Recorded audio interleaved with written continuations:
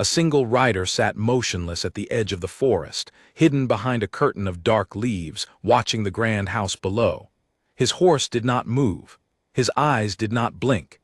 He had been paid to watch one person only, and he had found her within an hour of arriving. She was easy to find. She was the one nobody else looked at. Alara Hartley did not know she was being watched. She knew only that the garden party felt like standing in the cold without a coat. Ladies in silk dresses moved past her in small groups, laughing at jokes she was never invited to hear, glancing at her plain gray dress the way one glances at a smudge on a clean window. She kept her chin up and her hands folded, the way her mother had taught her, and she told herself it did not matter. It did not matter that nobody wanted to speak with her. It did not matter that she had been placed at the farthest table, near the hedges, as if someone feared she might spoil the view. What she did not know was that being placed near the hedges kept her within sight of the stables. And in the stables stood a young man who never once took his eyes off her. His name, as far as anyone at Ashworth Manor knew, was Combe Fletcher. He had arrived 3 weeks earlier with a letter of recommendation from a horse breeder nobody could quite recall meeting, and he had been given work in the stables because the Duke's head groom needed extra hands before the autumn hunting season. He was quiet. He worked hard. He kept his head down around the guests and never spoke unless spoken to.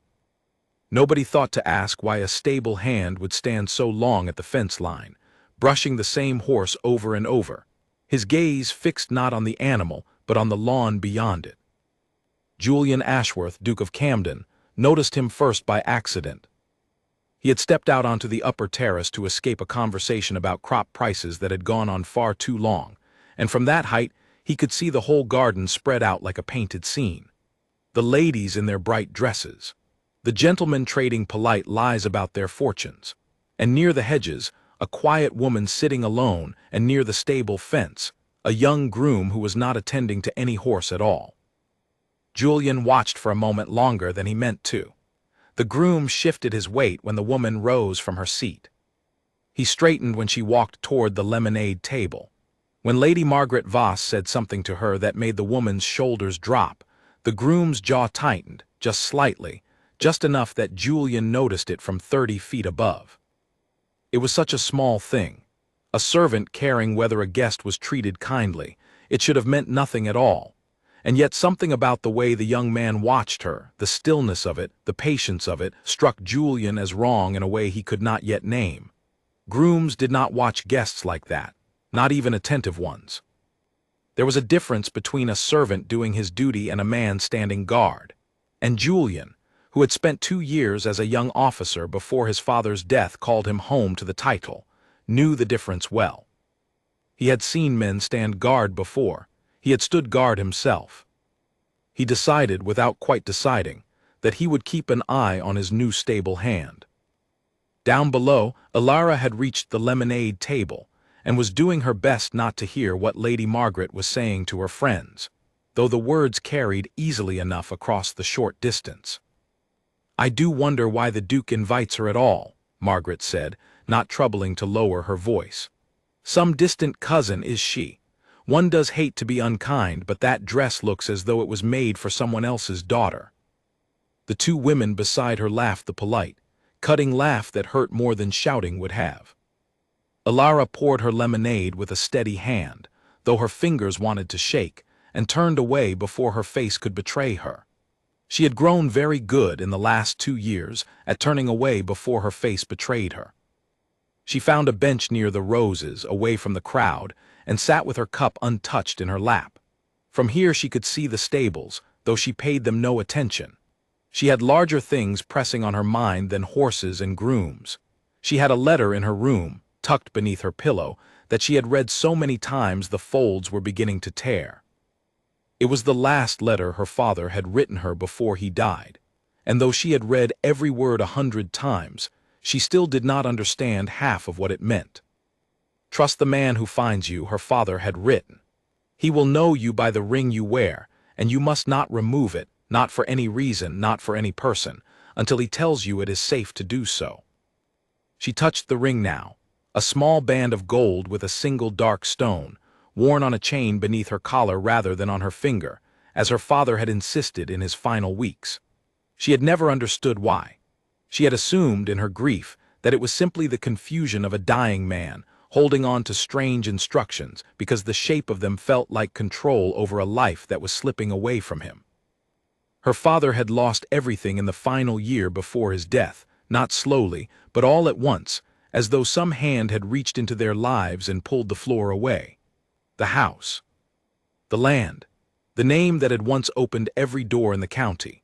Gone, all of it, in a matter of months, and he had never told her why, only that she must be careful, that she must trust no one who came asking about their family's past, and that if a stranger ever found her and spoke of the ring, she must listen to him above anyone else in the world. She had thought, when she arrived at Ashworth Manor as a poor relation taken in out of duty rather than affection, that her father's warnings belonged to another life entirely. A life of ruin and grief that had nothing to do with garden parties and lemonade and the careless cruelty of women in silk dresses. She did not see the rider in the trees. She did not know that the man who had found her, the one her father had spoken of, was standing not 30 yards away with a currycomb in his hand, and his heart pounding harder than any grooming of a horse required. Combe had known, the moment he saw her step down from the carriage 3 weeks ago, that his search was over. He had spent nearly a year moving from estate to estate, working stables and gardens and stone yards, following a trail of names and rumors that Edmund Hartley had given him in the last conscious hours of his life. He had promised a dying man that he would find his daughter and keep her safe, and he had meant it the way a soldier means an oath, which is to say completely, and without room for doubt. What he had not expected was how difficult it would be to watch her suffer in small, quiet ways every single day, and say nothing. He could not tell her who he was. Edmund had been clear about that in the fevered, urgent way of a man who knows his time is short. If she learns too soon, she may act rashly. She may try to claim what is hers before she understands the danger in doing so. Let her live quietly. Let her be safe first and right second. Combe had agreed to this, kneeling beside the bed in a rented room above a tavern, holding the hand of a man he had served for 6 years as a soldier, and later as something closer to family.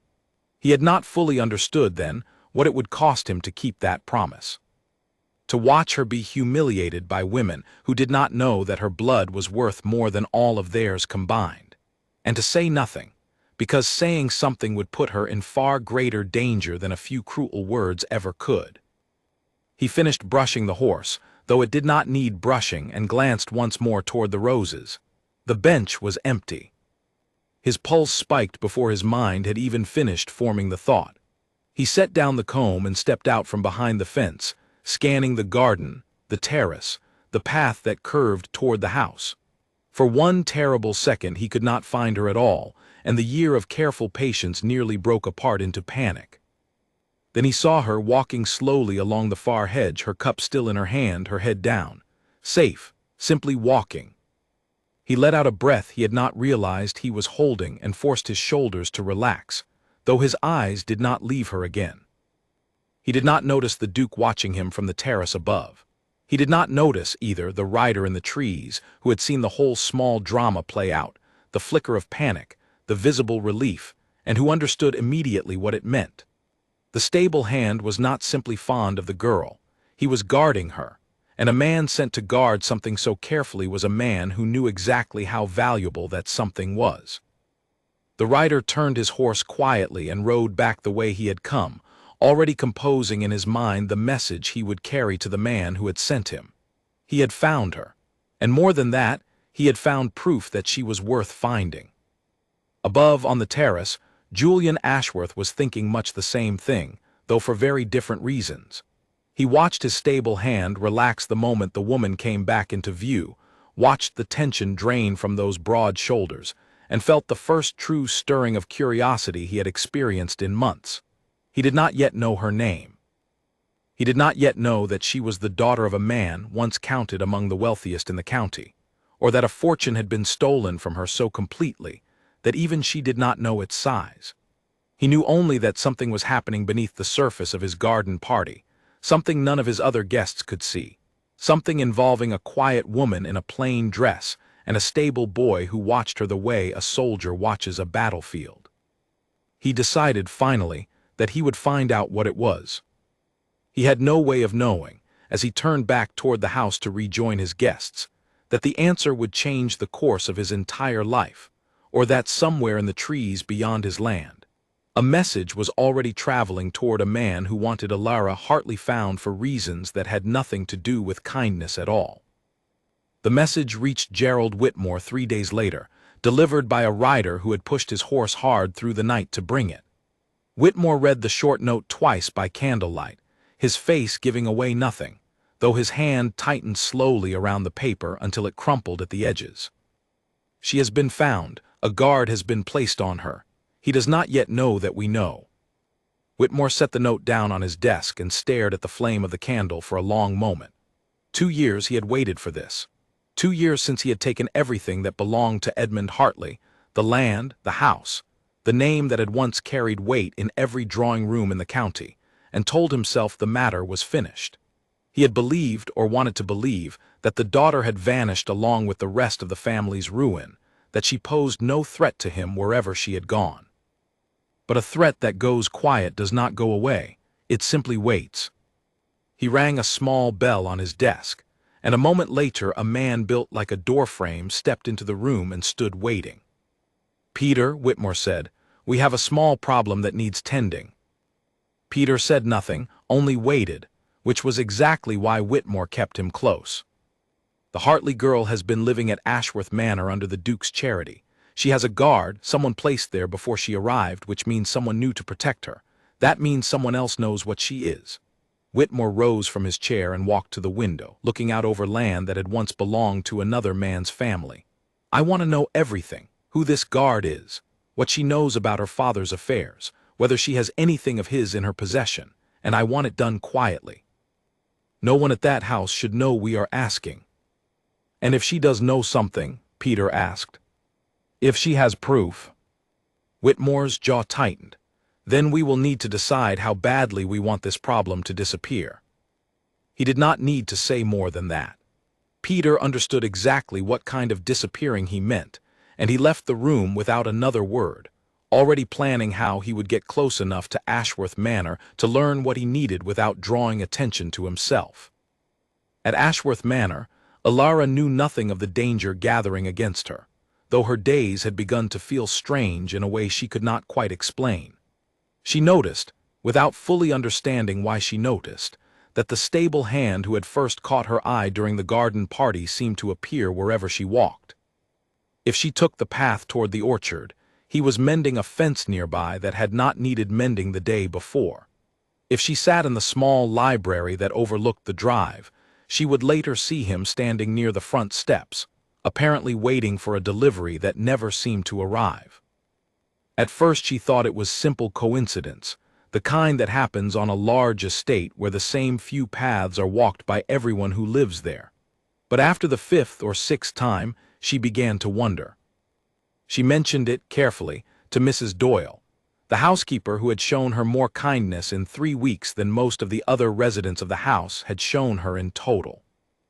"That would be Combe," Mrs. Doyle said, not looking up from the linens she was folding. "Quiet one. Keeps to himself mostly, though he's a hard worker. Why do you ask, miss?" "No reason," Alara said quickly, because she did not truly have one. It was only a feeling, a small persistent itch at the back of her thoughts, the sense of being observed by someone who meant her no harm but who watched her all the same. She told herself it was nothing. She told herself more than once that a woman raised on stories of her family's sudden and unexplained ruin was perhaps inclined to see meaning where there was none.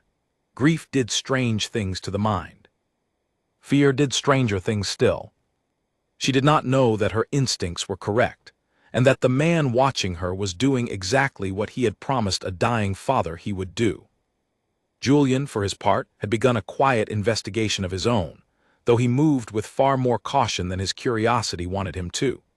He did not wish to alarm anyone, least of all a stable hand who might simply be a decent young man with an unusual habit of vigilance and nothing more sinister behind it. But the officer in him, the part of his mind trained by 2 years in uniform to notice details other men overlooked, would not let the matter rest. He began by speaking with his head groom, a weathered man named Talbot who had run the Ashworth stables for over 20 years. "Fletcher," Talbot said when Julian asked after the new hand. "Good with horses, better than most who come looking for stable work, truth be told. Doesn't say much about himself, but I've had worse men with looser tongues, if you understand me, your grace." "Where did he come from?" "Letter said he'd worked for a breeder up north. Can't say I recognized the name on it, but the boy knew horses well enough that I didn't think to question it further." Talbot paused, considering. "Come to think of it, he arrived not long before the young miss did, a few days before, if I recall right." Julian filed that detail away carefully. A few days before. Not after, when a new servant might simply have been hired to accommodate a new house guest, but before, as though someone had known Elara Hartley was coming and had wanted a particular man in place to greet her arrival. He did not confront Combe directly.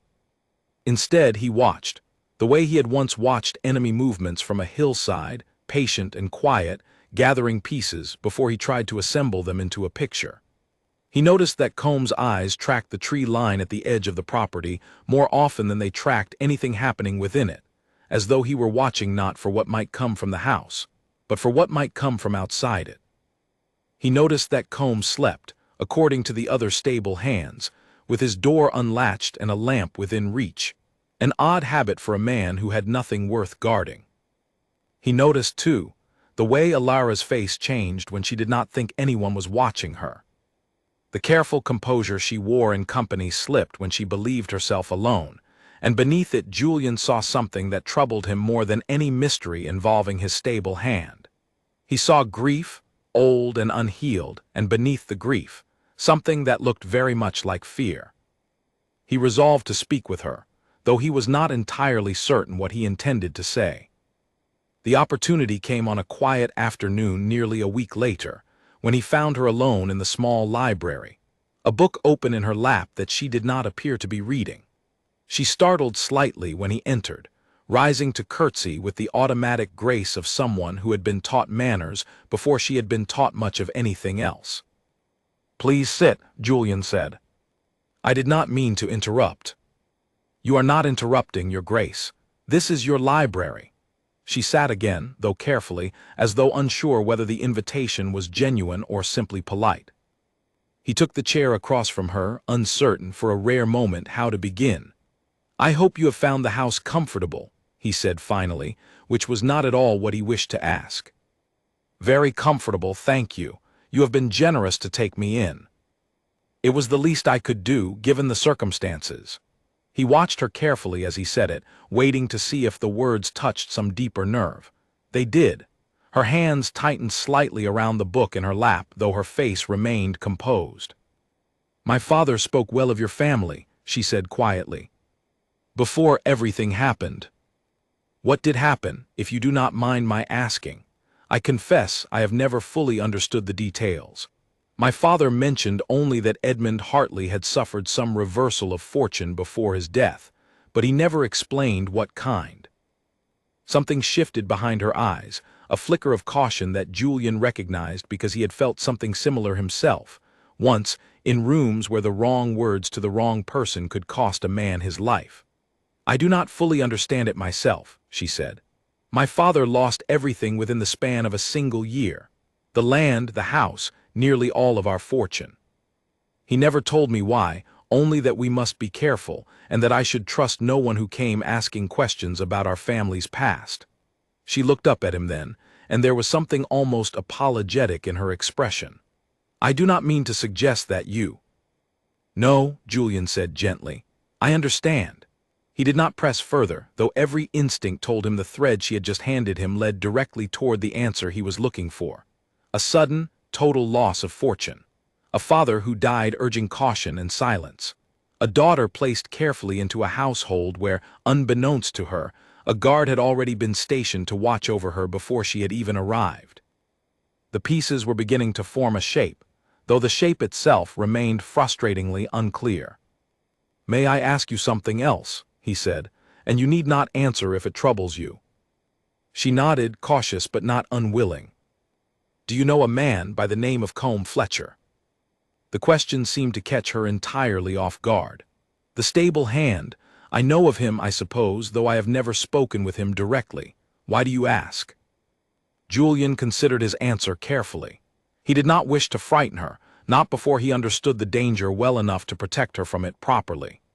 "No particular reason," he said, which was, he realized even as he said it, the second lie he had told in as many minutes, and he did not care for the taste of either one. "Only that he seems a diligent worker, and I wish to know if his diligence had been noticed by the household." She accepted the answer, though her eyes lingered on him a moment longer than the explanation warranted, as though she sensed there was more beneath his words than he had chosen to share. She was not wrong to sense it, but neither of them yet knew how much more there truly was, or how quickly the quiet mystery gathering around her would turn into something far more dangerous than either of them had imagined. That evening, as the last light faded over the Ashworth grounds, Peter arrived in the village nearest the estate, took a room at the local inn under a false name, and began, quietly and carefully, to ask questions about the household at Ashworth Manor. He learned the names of the servants easily enough, bought with a few coins and a friendly smile that concealed everything dangerous underneath it. He learned that a young woman named Alara Hartley had been staying at the house for several weeks, a distant relation taken in out of charity.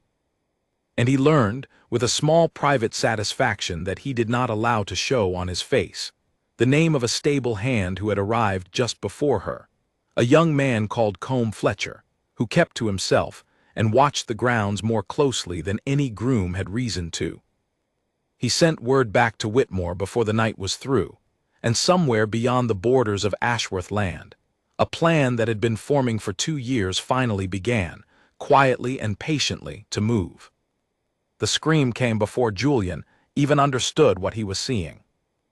It was a bright morning, 10 days after his quiet conversation with Alara in the library, and the Duke had organized a modest hunting party across the eastern fields, a tradition he kept each autumn more out of habit than enthusiasm. Alara had been invited along, more as an afterthought than a courtesy, expected to sit quietly at the edge of the gathering while the real riders took to the fields.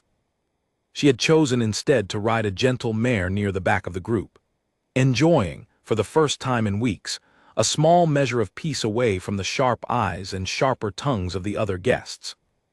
It was that peace that made what happened next so violent by contrast. A hare broke suddenly from the hedgerow, startled by the hounds ranging ahead, and darted directly beneath the legs of Alara's mare. The horse reared with a scream of its own, front hooves striking air, and Alara was thrown hard against the pommel before the animal bolted in blind panic toward the tree line, and beyond it, toward the ravine that cut through the eastern edge of the Ashworth land, a drop of nearly 20 feet onto jagged rock below. She had no control over the horse at all.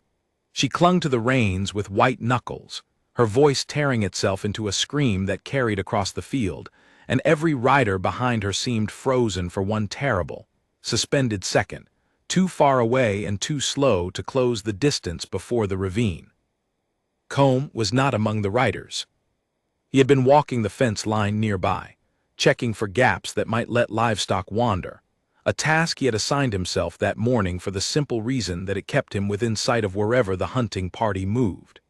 He heard the scream before he saw its cause, and something in him that had been trained by years of soldiering took over before conscious thought could catch up to it. He vaulted the fence in a single motion and ran, not toward the group, but at an angle that would intercept the bolting horse before it reached the trees, calculating the animal's path with an instinct honed by more battles than anyone at Ashworth Manor would ever know about. He was faster than any groom should have been. He closed the distance in a way that made the watching riders, Julian among them, stare in disbelief even as their own horses struggled to catch up. He reached the tree line a bare few seconds before the mare did, and rather than trying to grab the reins, which would have done nothing against an animal in full panic, he threw himself directly into its path, waving his arms and shouting in a low, commanding voice that cut through the horse's fear the way a firm hand cuts through chaos. The mare shied violently, breaking stride, rearing again, and in that single instant of hesitation Combe caught the bridle with both hands and threw his weight down and sideways, forcing the animal's head around, away from the ravine, away from the trees, back toward the open field. The horse came down hard, sides heaving, and Alara, thrown forward by the sudden stop, would have fallen from the saddle entirely had Combe not caught her by the waist and pulled her down into his arms instead, absorbing the fall himself, both of them landing hard in the grass not 10 feet from where the ground fell away into open air. For a moment neither of them moved. Alara lay against his chest, gasping, her whole body trembling with the aftermath of terror, and Combe held her without thinking, without any consideration for what such a thing might look like to the arriving riders. His only thought the simple, overwhelming relief that she was breathing, that she was safe, that the promise he had made to a dying man had not been broken in the space of a single careless morning. "You're safe," he said quietly, close enough to her ear that only she could hear it. "You're safe. I have you." She lifted her head, startled by something in his voice that did not sound like a stranger's voice at all, and for one long moment their eyes met, and something passed between them that neither could name, though both would remember it for a long time afterward. Then the riders arrived, and the moment shattered into noise and motion, Julian swinging down from his horse before it had fully stopped, other guests calling out in alarm, grooms running from the stables at the sound of the commotion. "Are you hurt?" Julian demanded, kneeling beside them both, his eyes moving over Alara with an urgency that startled even him. "I do not think so," Alara said, though her voice shook. "I am only frightened, I think. He caught me. He caught the horse before it went over the edge." Julian turned to look at Combe properly for the first time, and what he saw stopped whatever he had been about to say. The stable hand's face was pale, his jaw set, and there was something in the way he still had one arm braced protectively around Alara, even now, even with the danger past, that told Julian everything he needed to know and nothing at all. This was not the reaction of a servant who had simply done his duty.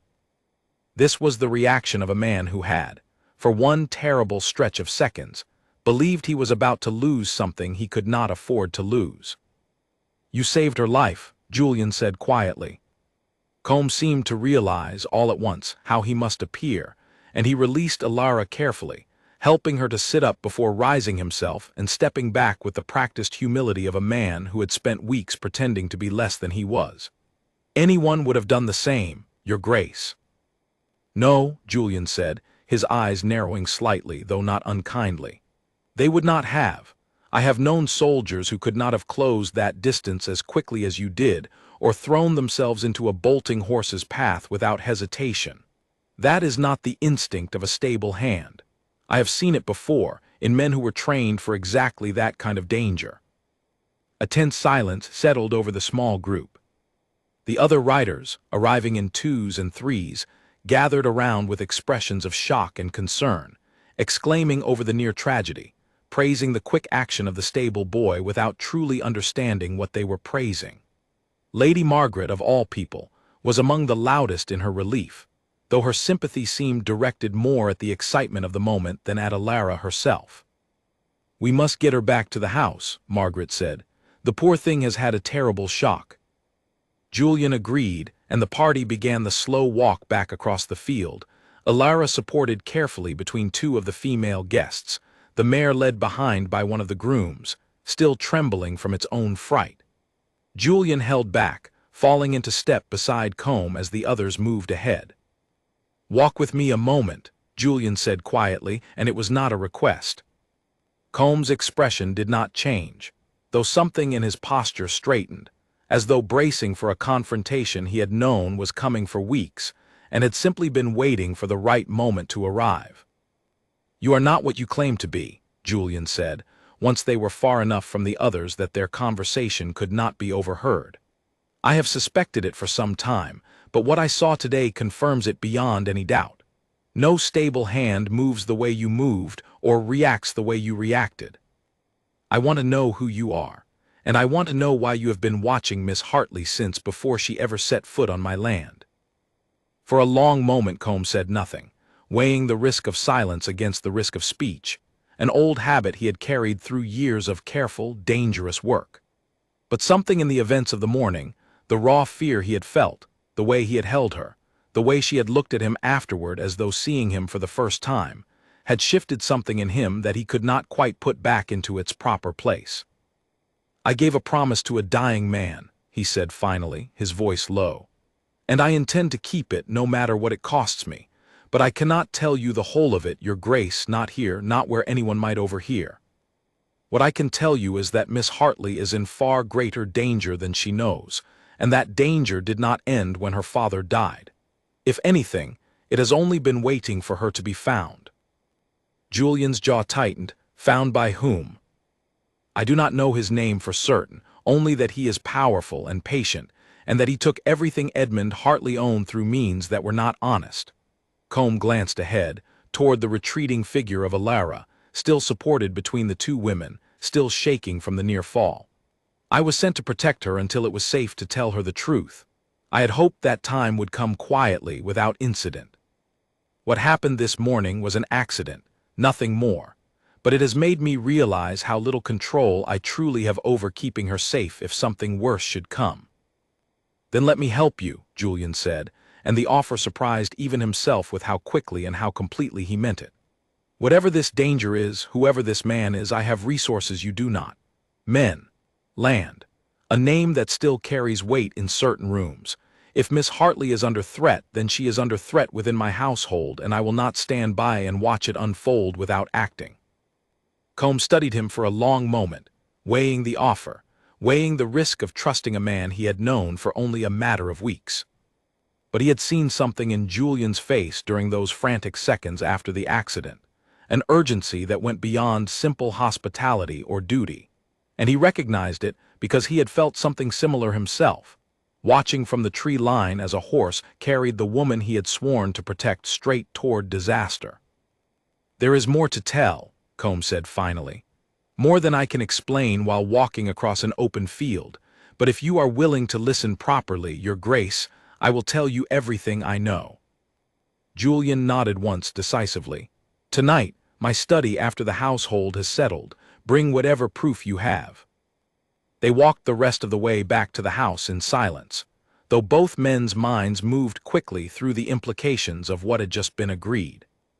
Behind them, unseen by either, a rider paused at the edge of the eastern woods, having watched the entire scene unfold from a careful distance, and turned his horse back toward the village with new and urgent information to carry to a man who did not tolerate delay. Peter had seen enough. He had seen the stable hand's speed, his skill, the way the Duke himself had pulled him aside for a private and clearly serious conversation afterward. Whatever quiet protection had been placed around Alara Hartley, it was no longer quiet at all. The Duke knew something now.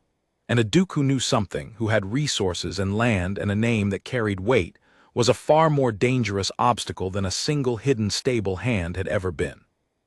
He rode hard back toward Whitmore's estate, arriving well after dark, and delivered his report with none of the careful patience he usually kept. Whitmore listened without interrupting, his expression growing colder with every detail, until finally he rose from his chair and walked to the window, staring out into the darkness with the stillness of a man recalculating everything he had believed to be settled. "The Duke of Camden," he said quietly, almost to himself. "Of all the houses in the county, she had to land in his." "Is that a problem, sir?" "It is a very significant problem," Whitmore said. "Julian Ashworth's father and Edmund Hartley were close, once, before I arranged for that friendship to matter very little. If the son begins asking the wrong questions, if he begins looking too closely into how the Hartley fortune truly disappeared, he may find threads that lead directly back to me." He turned from the window, his expression settling into something hard and decided. "We no longer have the luxury of patience, Peter. I want a full account of what the Duke knows, and I want it before the week is out. And if the girl or her guard become too great a risk to manage quietly, we will need to consider more permanent solutions." Peter nodded, understanding exactly what kind of solution his employer meant, and left the room to begin arranging it, while behind him, in the quiet of his study, Gerald Whitmore poured himself a drink and allowed himself, for the first time in 2 years, to feel something close to real concern. That same night, long after the household at Ashworth Manor had gone quiet, Combe slipped through the side door of the house and made his way to the Duke's study, a small leather satchel held tightly under one arm. Julian was already waiting, seated behind his desk with 2 glasses of brandy poured, though neither had been touched. "Sit," Julian said, gesturing to the chair across from him, "and tell me everything." Combe sat, though he kept the satchel in his lap, as though reluctant to let it out of his grip even now. Edmund Hartley was not simply a wealthy landowner who fell on hard times, Your Grace. He was a man who discovered something he should not have discovered about a neighbor of his, a man named Gerald Whitmore, who had been quietly forging documents and manipulating land records for years in order to seize property that did not belong to him. Julian's brow furrowed. "Whitmore, I know the name. He holds land 2 counties east of here, does he not? I have met him perhaps twice at gatherings in town." "He holds a great deal more land than he should," Combe said. Edmund found proof of it, records that showed how Whitmore had stolen deeds from at least 3 other families before turning his attention toward the Hartley estate itself. Edmund tried to expose him quietly, through proper legal channels, believing that justice would be simple enough to obtain if the proof was strong enough. Combe's expression darkened.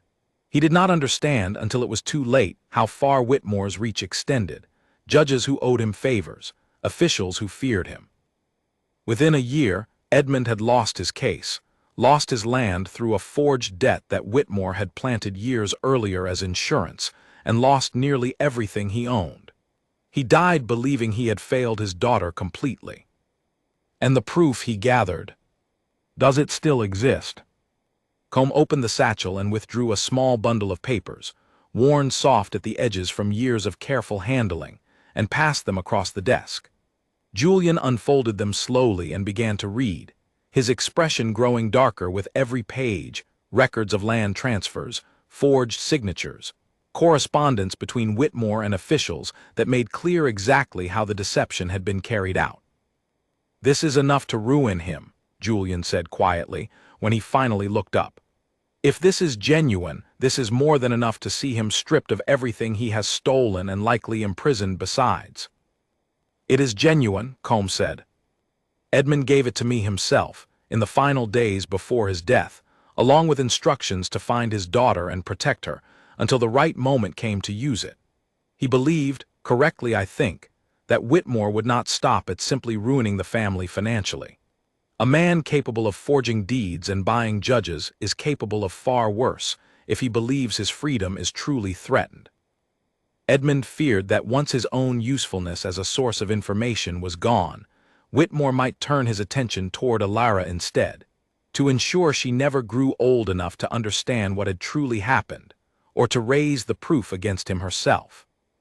"Does she know any of this?"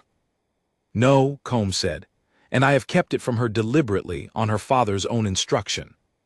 He believed that if she knew too soon, she might act out of anger rather than caution, and that anger, however justified, could easily get her killed before the proof could be put to proper use." He glanced toward the window, toward the darkness beyond it. "I do not know how much longer that caution will serve her, Your Grace. After today, after what happened in the field, I fear Whitmore's men are already watching more closely than we realized. If they understand that you now know something, that you have taken an interest, they may move against her sooner than any of us are prepared for." Julian sat back in his chair, turning the papers over slowly in his hands, weighing the weight of what he now carried. He thought of Alara's careful composure at the garden party, the fear she had tried so hard to hide beneath good manners and quiet politeness, and felt a fresh surge of anger on her behalf, sharp and unfamiliar in its intensity. "She deserves to know the truth," he said finally. "All of it. Not simply for her own safety, though that matters a great deal, but because she has spent 2 years believing her father's ruin was some inexplicable misfortune, when in truth it was theft, plain and deliberate. She has carried grief that was never truly hers to carry alone." "I agree," Combe said quietly. "I have wanted to tell her the truth for weeks now, longer than I care to admit. But I made a promise, and I do not break promises easily, even when keeping them grows harder with every day that passes." Then we will tell her together, Julian said. Soon, once we have decided how best to protect her once the truth is known. But we must move carefully and quickly. If Whitmore believes his secret is at risk of exposure, he will not wait patiently to see how the matter unfolds. Combe nodded, gathering the papers back into the satchel with careful hands.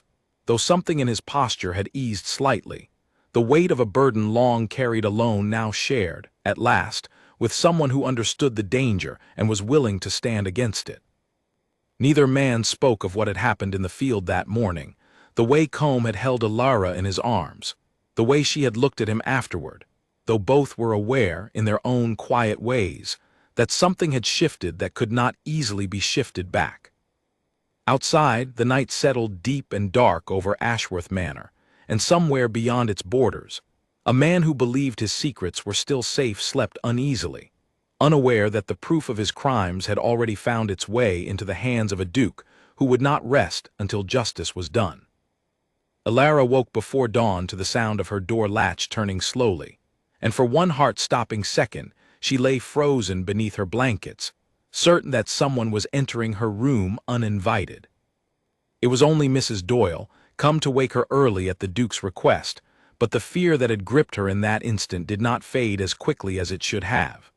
It stayed with her through breakfast, through the walk to the study where she had been summoned, a small cold knot that told her something significant and likely unwelcome was about to happen. She found Julian and Combe both waiting for her when she arrived, and the sight of the stable hand seated in the Duke's own study, treated as an equal rather than a servant, told her immediately that whatever conversation was about to unfold would not be a small one. "Please sit," Julian said gently, gesturing to the chair nearest the fire. "There is a great deal we need to tell you, and I am afraid none of it will be easy to hear. But you deserve the truth, all of it, and it has been kept from you for far too long already." Alara sat slowly, her eyes moving between the two men with growing unease. "You are frightening me." "I do not mean to," Combe said, and something in his voice, low and steady, eased her fear slightly even as his words prepared to shatter the careful story she had told herself about her own life for 2 years. "My name is not simply Combe Fletcher, stable hand. I served your father, Alara, for 6 years, first as a soldier under his command and later as something closer to family. I was with him in his final days, and I made him a promise before he died." Alara's hands had gone very still in her lap. "What promise?" "That I would find you," Combe said, "and protect you for as long as it took, until it was safe to tell you the truth of what happened to your family." The room seemed to tilt slightly around her. "The truth," she repeated. "You mean my father's ruin was not simply misfortune?" "No," Julian said quietly, and he slid the small bundle of papers across the desk toward her. "It was theft. Deliberate, carefully planned theft, carried out by a man named Gerald Whitmore, who forged documents and manipulated land records over the course of several years, in order to seize your family's estate along with property belonging to at least 3 other families before yours." Alara's hands trembled as she picked up the papers, her eyes moving over the forged signatures, the falsified debts, the careful trail of deception that had destroyed her family's life. 2 years of grief, of believing her father's death had been hastened by some cruel and inexplicable stroke of bad luck, and here, spread across her lap, was proof that it had all been engineered by a single man's greed. "He knew," she said quietly, her voice thick with a fresh grief that felt sharper than the old, worn kind she had carried for 2 years. "My father knew who had done this to us, and he never told me." "He was trying to protect you," Combe said gently. "He believed, and I think he was right to believe, that if you had known too soon, you might have tried to confront Whitmore directly, or to seek justice through channels that were no longer safe, given how deeply his influence had already spread. He feared what might happen to you if Whitmore ever saw you as a threat worth eliminating rather than simply a grieving daughter easily ignored." "And now," Alara looked up, meeting Combe's eyes directly for the first time since he had begun speaking, "is that still true? Am I in danger now?" The silence that followed answered the question before either man spoke. "Yesterday in the field," Julian said carefully, The Duke has reason to believe that what happened with your horse may not have been entirely an accident. Alara's face went pale. The hair that startled her. You believe someone caused that deliberately. I cannot say for certain, Combe admitted.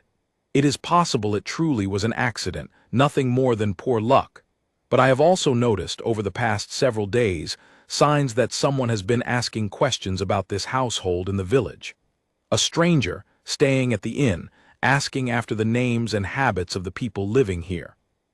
I did not think much of it until yesterday's events, but taken together, I no longer believe in coincidence. Alara sat very still, absorbing the weight of everything she had just learned, her mind moving through 2 years of grief now reframed entirely by the knowledge of deliberate cruelty behind it. She thought of her father's final months, the way he had grown quieter and more careful with each passing week. The strange insistence that she wear her mother's ring on a chain beneath her collar rather than on her finger, out of sight, out of easy notice. The ring, she said suddenly, her hand rising to touch it through the fabric of her dress. My father told me a man would find me, someone who would know me by this ring. He told me to trust that man above anyone else. That was me, Combe said quietly. He described it to me himself in his final days. A small band of gold with a dark stone worn close, hidden from view. I have looked for it since the day I arrived here, though I did not wish to ask you outright, for fear of frightening you before the time was right to explain everything. Alara reached beneath her collar and drew the chain free, holding the ring so that both men could see it clearly. Combe's expression, upon seeing it, shifted into something that looked almost like relief, as though a year of searching and uncertainty had finally, truly, come to its end. Then you are the one, she said softly, the one my father trusted. I am, Combe said, and I intend to keep that trust, whatever it costs me. Julian watched the exchange between them with a complicated mixture of feelings he did not have time to fully examine. Admiration for the loyalty Combe had shown, sympathy for the grief and fear now etched plainly across Alara's face. And beneath both of those, something quieter and less easily named. A growing awareness that this woman, dismissed so carelessly by every other guest at his garden party, possessed a strength and dignity that put most of them to shame. What do we do now? Alara asked, looking between the two men.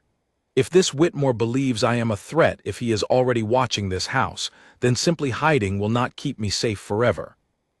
No, Julian agreed, it will not. Which is why I believe our best course is not to hide, but to act.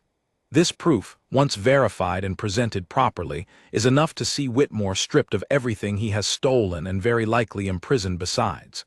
But we must move carefully. If he learns we intend to expose him before we are ready to act, he may try to destroy the evidence, or worse, to eliminate the people who hold it.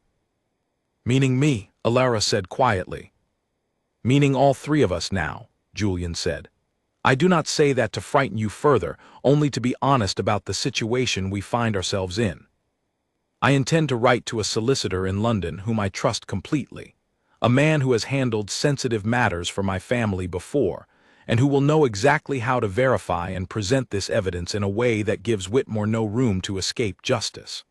But that will take time, likely several weeks, and during that time we must ensure your safety above all else.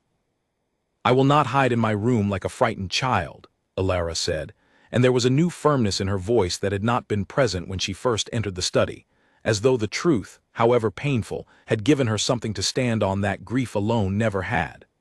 My father spent his final months protecting me from the truth so that I might live safely in ignorance. I understand why he did it, and I am grateful for it.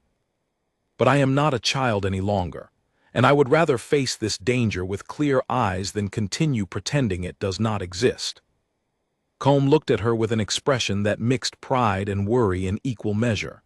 Your father would be proud to hear you say that. He would also, I suspect, be terrified for your safety, as I confess I am myself. Then we will simply have to be careful together, Alara said, and something in the way she said it, the quiet inclusion of him in her own resolve, made Combe's chest tighten with an emotion he had spent a year carefully suppressing beneath duty and discipline. Julian, watching the exchange, felt the first uncomfortable stirring of a realization he was not yet ready to examine too closely. He had brought the two of them together in this room to reveal a dangerous truth, and in doing so, he had watched something pass between them that went well beyond the simple loyalty of a guard toward the person he protected. It should not have troubled him. He had known Alara Hartley for scarcely a month, and whatever admiration he had begun to feel toward her quiet strength was hardly grounds for any deeper claim on her attention. And yet it troubled him all the same, a small unwelcome twist of feeling that he set aside, for now, in favor of the more urgent matter at hand. "I will write to my solicitor today," he said, rising from his desk. "In the meantime, I want additional men placed quietly around the grounds, men I trust personally, not simply the regular staff. And Miss Hartley, I would ask that you avoid leaving the estate entirely, until we better understand the extent of the danger against you." Alara nodded, though her expression remained troubled. "And if Whitmore does not wait for us to act, if he decides to move against us first?" Neither man had a ready answer for that question, and the silence that followed carried its own quiet weight, a shared understanding that the danger gathering around them was no longer a distant possibility, but something moving closer with every passing day, patient and deliberate, guided by a man who had already proven he would stop at nothing to protect what he had stolen. Outside the study window, the morning had brightened into full daylight, the garden below appearing peaceful and ordinary in the clear autumn light. But peace, Alara had learned in the space of a single conversation, was often nothing more than the surface calm above water that ran far darker and far more dangerous underneath. That night, long after the household had settled into sleep, Combe took up a post near the stable yard rather than retiring to his own quarters, restless with the knowledge that danger might already be closer than any of them realized. The moon hung low and pale over the grounds, casting long shadows across the gravel drive, and it was in one of those shadows, near the low stone wall that marked the edge of the eastern paddock, that he first noticed movement where none should have been. He froze, every sense sharpening at once, and watched as a dark figure moved carefully along the wall, keeping low, clearly avoiding the lit windows of the house. The figure paused near the servants' entrance, testing the door quietly, before moving on toward the side of the building where the study windows faced out onto the garden. Combe did not hesitate. He moved through the shadows himself, closing the distance silently, years of training guiding each careful step across the uneven ground. He was perhaps 10 feet away when the intruder seemed to sense him, spinning around with a hand already reaching toward his coat, and Combe closed the remaining distance in a rush, driving the man back against the stone wall before he could draw whatever weapon he had been reaching for. "Who sent you?" Combe demanded, low and hard, pinning the stranger's arm against the wall. The man struggled briefly, then went still, apparently recognizing that further resistance would gain him nothing against the strength holding him in place. "I was only looking for work," he said, though the lie sat poorly in his voice. "Heard the estate might be hiring." At midnight, testing locked doors, Combe tightened his grip slightly. "Try again." Before the man could answer, a lantern flared to life nearby, and Julian appeared around the corner of the house, having been woken by the sound of the brief struggle, a pistol held steady in his hand. "What is happening here?" "A visitor, Your Grace," Combe said grimly, "who does not seem inclined toward honesty about his purpose." Julian's eyes moved over the stranger's face, memorizing it carefully. "Take him to the gatehouse. We will see how his story changes by morning, once he has had time to consider the consequences of continued silence." The man was led away, still protesting his innocence in a voice that convinced no one, and once he was gone, Julian turned to Combe with a grim expression. "This confirms it, then. Whitmore is not waiting." "No," Combe agreed, his eyes still fixed on the darkness beyond the garden wall, searching for any further sign of movement. "He is not. Whatever time we believed we had to prepare, I fear we have considerably less of it than we hoped." Above them, in her darkened window, Alara had woken at the sound of voices and watched the brief scene unfold below, her heart pounding with a fear that no longer felt distant or hypothetical. She understood now, watching the stranger led away in the moonlight, that the danger her father had warned her about was no longer a shadow from the past. It had arrived, quietly and deliberately, at the very walls meant to keep her safe, and she knew, with a certainty that settled cold and heavy in her chest, that whatever came next would demand more courage from all of them than any of them had yet been asked to give. By morning, the man captured near the garden wall had given up nothing beyond his name, which he claimed was Simon, and which Julian suspected was as false as everything else the man had said. He sat now in the gatehouse, hands bound, watching with wary eyes as Julian and Combe entered, the door closing heavily behind them. "You have had all night to reconsider your story," Julian said, standing over him with an authority that came naturally to a man who had once commanded soldiers under far worse conditions than this. "I suggest you use this opportunity wisely. Who sent you, and what were your instructions?" Simon's jaw remained set, though Combe noticed the faint tremor in his bound hands, the small signs of a man weighing loyalty against fear, and finding fear slowly gaining ground. "You are protecting a man who will not protect you in return," Combe said, crouching slightly to meet the prisoner's eyes directly. "I know how men like Whitmore operate. He will not come to rescue you from this cell. He will not even remember your name once you are no longer useful to him, but you can still choose differently. Tell us what you were sent to do, and the Duke may show more mercy than your employer ever would." The mention of Whitmore's name, dropped deliberately into the conversation, produced a visible reaction, a flicker of surprise quickly masked, but not quickly enough. Julian caught it as clearly as Combe did. "So you do know the name," Julian said quietly. "That confirms enough for me. Whatever loyalty you believe you owe him, consider this. My solicitor in London already has evidence of Whitmore's crimes in hand. His fall is coming, with or without your cooperation. The only question that remains is whether you wish to fall alongside him, or whether you wish to walk free from this cell with nothing more than a stern warning never to return to my land." The silence stretched long, but eventually Simon's shoulders slumped, the last of his resistance draining away. "I was sent to learn what the household knew," he admitted quietly. "About the girl, about what proof she might hold or what protection had been arranged around her. I was not sent to harm anyone, only to gather information." "And what were you to do with that information, once gathered?" "Report it back," Simon said. "That is all I know, I swear it. What is done with it afterward is not my concern." Combe exchanged a grim look with Julian. It was not the full truth, likely, but it was enough to confirm what they had already suspected. Whitmore was moving quickly now, gathering intelligence in preparation for something larger, and a man desperate enough to send scouts creeping along garden walls at midnight was a man who believed the threat against him was serious enough to warrant serious risk. They left Simon under guard and returned to the house, where Alara waited anxiously in the small parlor, having slept little through the remainder of the night.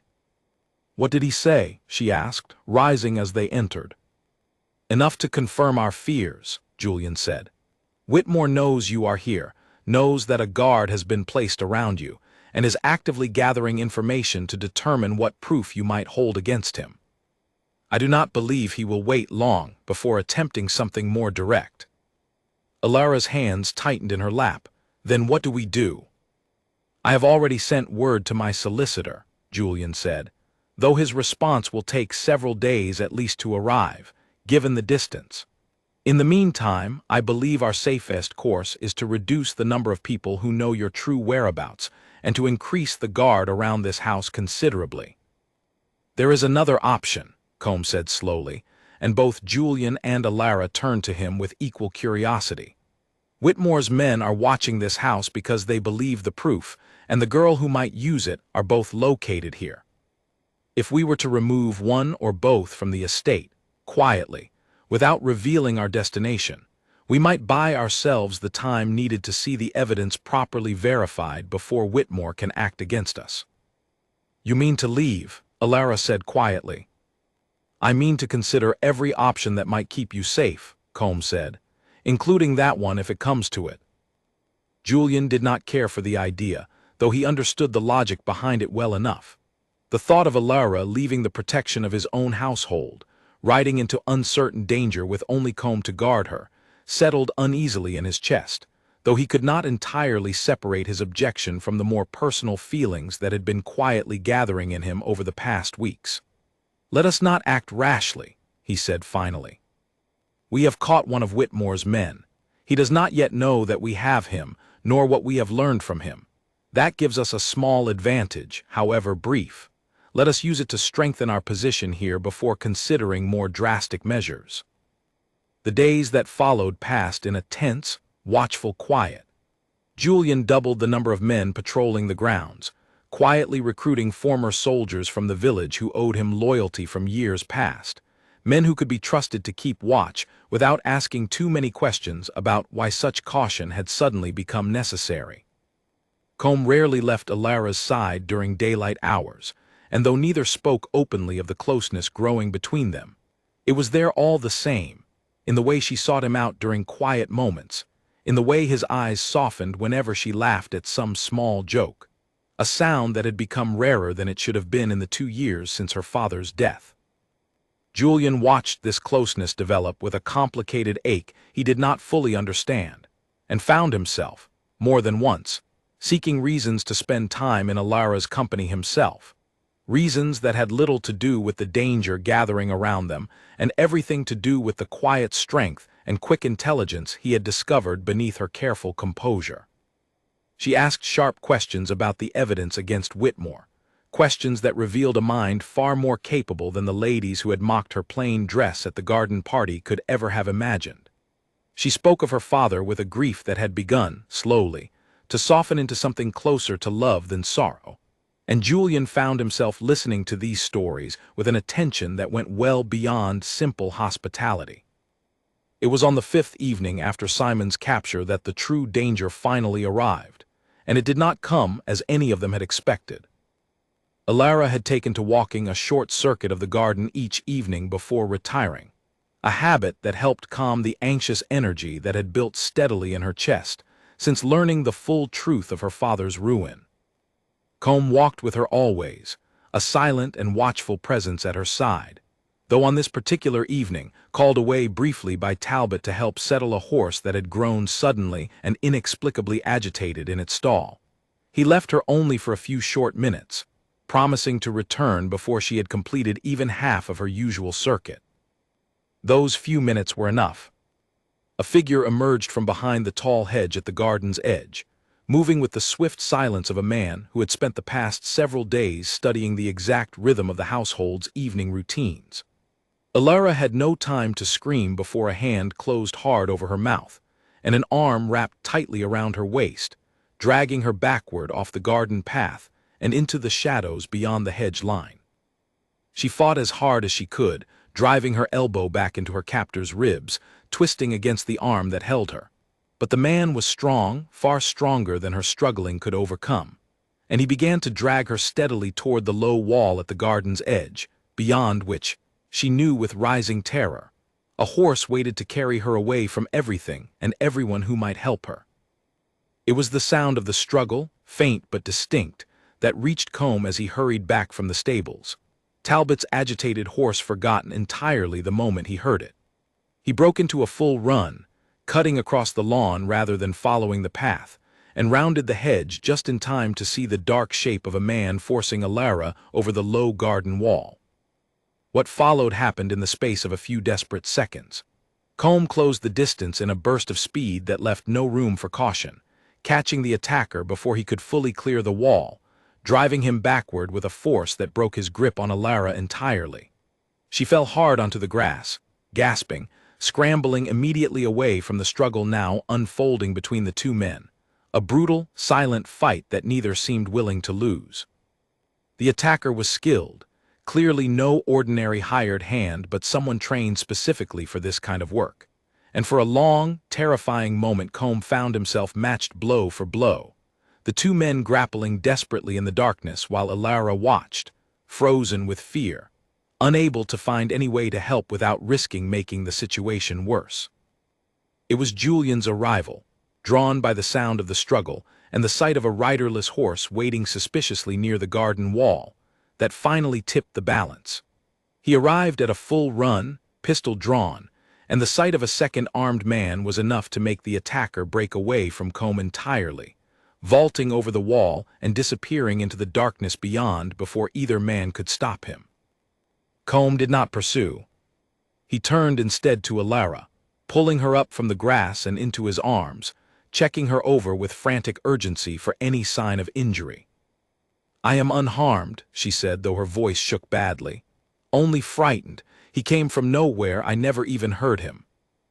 "That is my failing, not yours," Combe said, his voice rough with an emotion that went well beyond simple professional concern. "I should never have left your side, not even for a moment." "You could not have known," Julian said, joining them, his own hands not quite steady around the pistol he still held. "None of us could have known he would act tonight, or act so boldly, so close to the house itself." They returned to the house immediately, Alara held carefully between the two men, and once inside, with the doors locked and additional guards summoned from the grounds, the full weight of what had nearly happened finally settled over all three of them. "He would have taken you," Combe said quietly, once Alara had been settled by the fire with a warm drink pressed into her still trembling hands. "If I had returned even a minute later, he would have had you over that wall and onto a horse before any of us could have stopped him." "But he did not," Alara said, though her own voice carried little of the calm reassurance she seemed to be reaching for. "You came in time. That is what matters." "It cannot happen again," Julian said grimly. "We can no longer afford to wait for my solicitor's response, nor can we continue believing that careful watchfulness alone will keep you safe. Whitmore has shown, quite clearly, that he is willing to act boldly and immediately. We must decide tonight how we intend to respond." Combe looked at Alara for a long moment, something unspoken passing between them, before turning back to Julian with a new and terrible resolve settling into his expression. "Then perhaps it is time we stopped waiting for Whitmore to come to us, and considered instead how we might go to him first." The fire crackled quietly in the grate, and outside, beyond the locked doors and the newly doubled guard, the darkness of the estate grounds stretched on, hiding within it the retreating figure of a man who would carry word of tonight's failure back to Gerald Whitmore, and who would, within hours, force his employer into a decision that would determine how the coming days unfolded for all of them.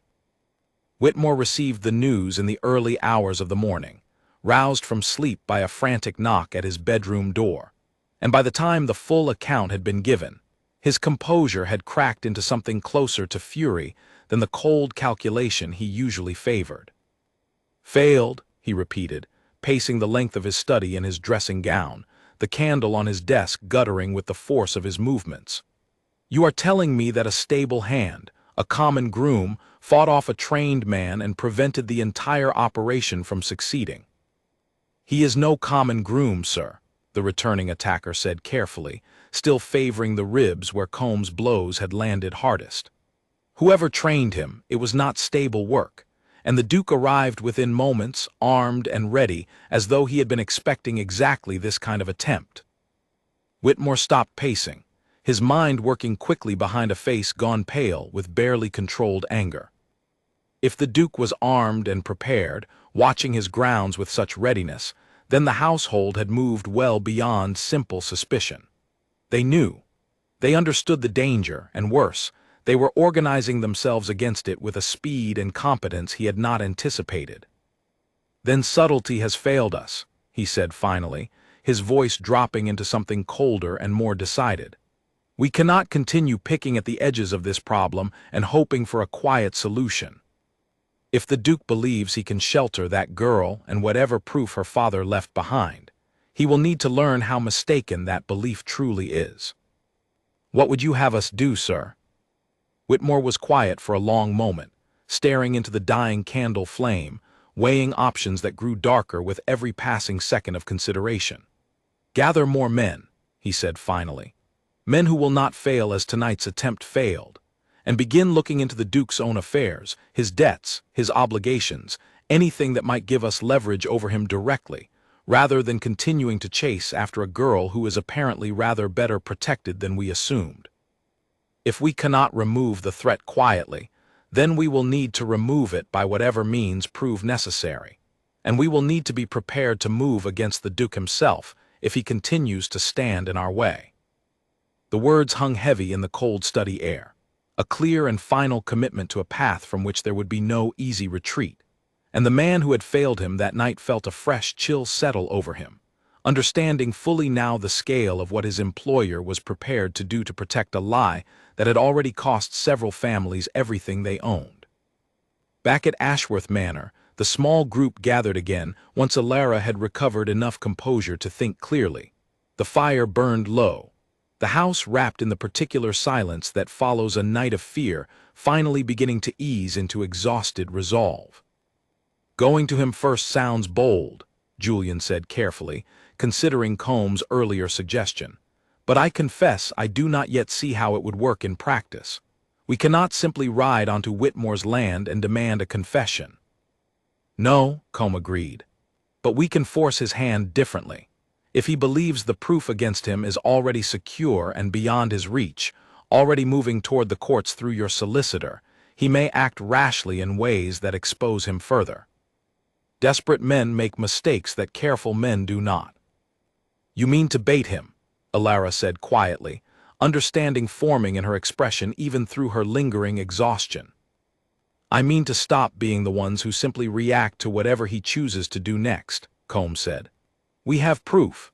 We have your testimony and mine regarding what your father discovered before his death. If we can find even one more witness, one more piece of corroborating evidence, particularly something that shows Whitmore attempting further crimes to cover his original ones, we will have more than enough to see him ruined completely, and quickly enough that he cannot simply buy his way free of it as he clearly bought his way free of consequences before." Julian considered this carefully, his mind already turning through the resources available to him, connections in London, men he trusted who might help gather what was needed without alerting Whitmore to the effort, until it was already too late to stop. "There is a man in London," he said slowly, "a barrister who has made something of a specialty out of exposing exactly this kind of fraud among landed families.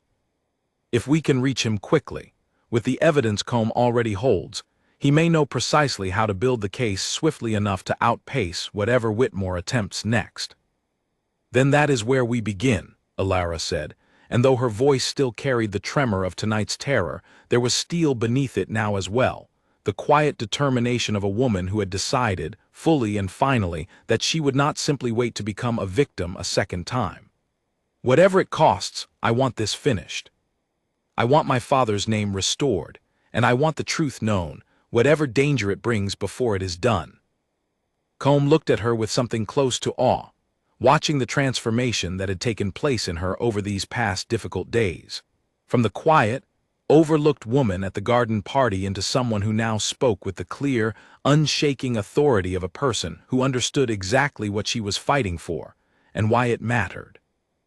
Julian, watching the same transformation, felt his own resolve harden alongside hers, a quiet private vow forming that he would do everything within his power, whatever it required, to see this fight through to its end.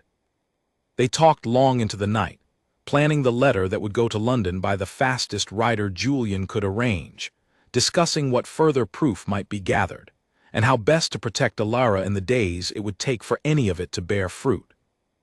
None of them slept easily when the conversation finally ended, but all three carried into their rest a shared and unshakable resolve that had not existed among them even a week before, forged in fear and near tragedy into something that felt, for the first time, like genuine hope. Smoke woke Alara before any alarm bell did. She smelled it first in her dreams, a faint acrid edge that pulled her slowly toward consciousness, and by the time she was fully awake, the smell had grown sharp and unmistakable, curling beneath her door in thin gray threads.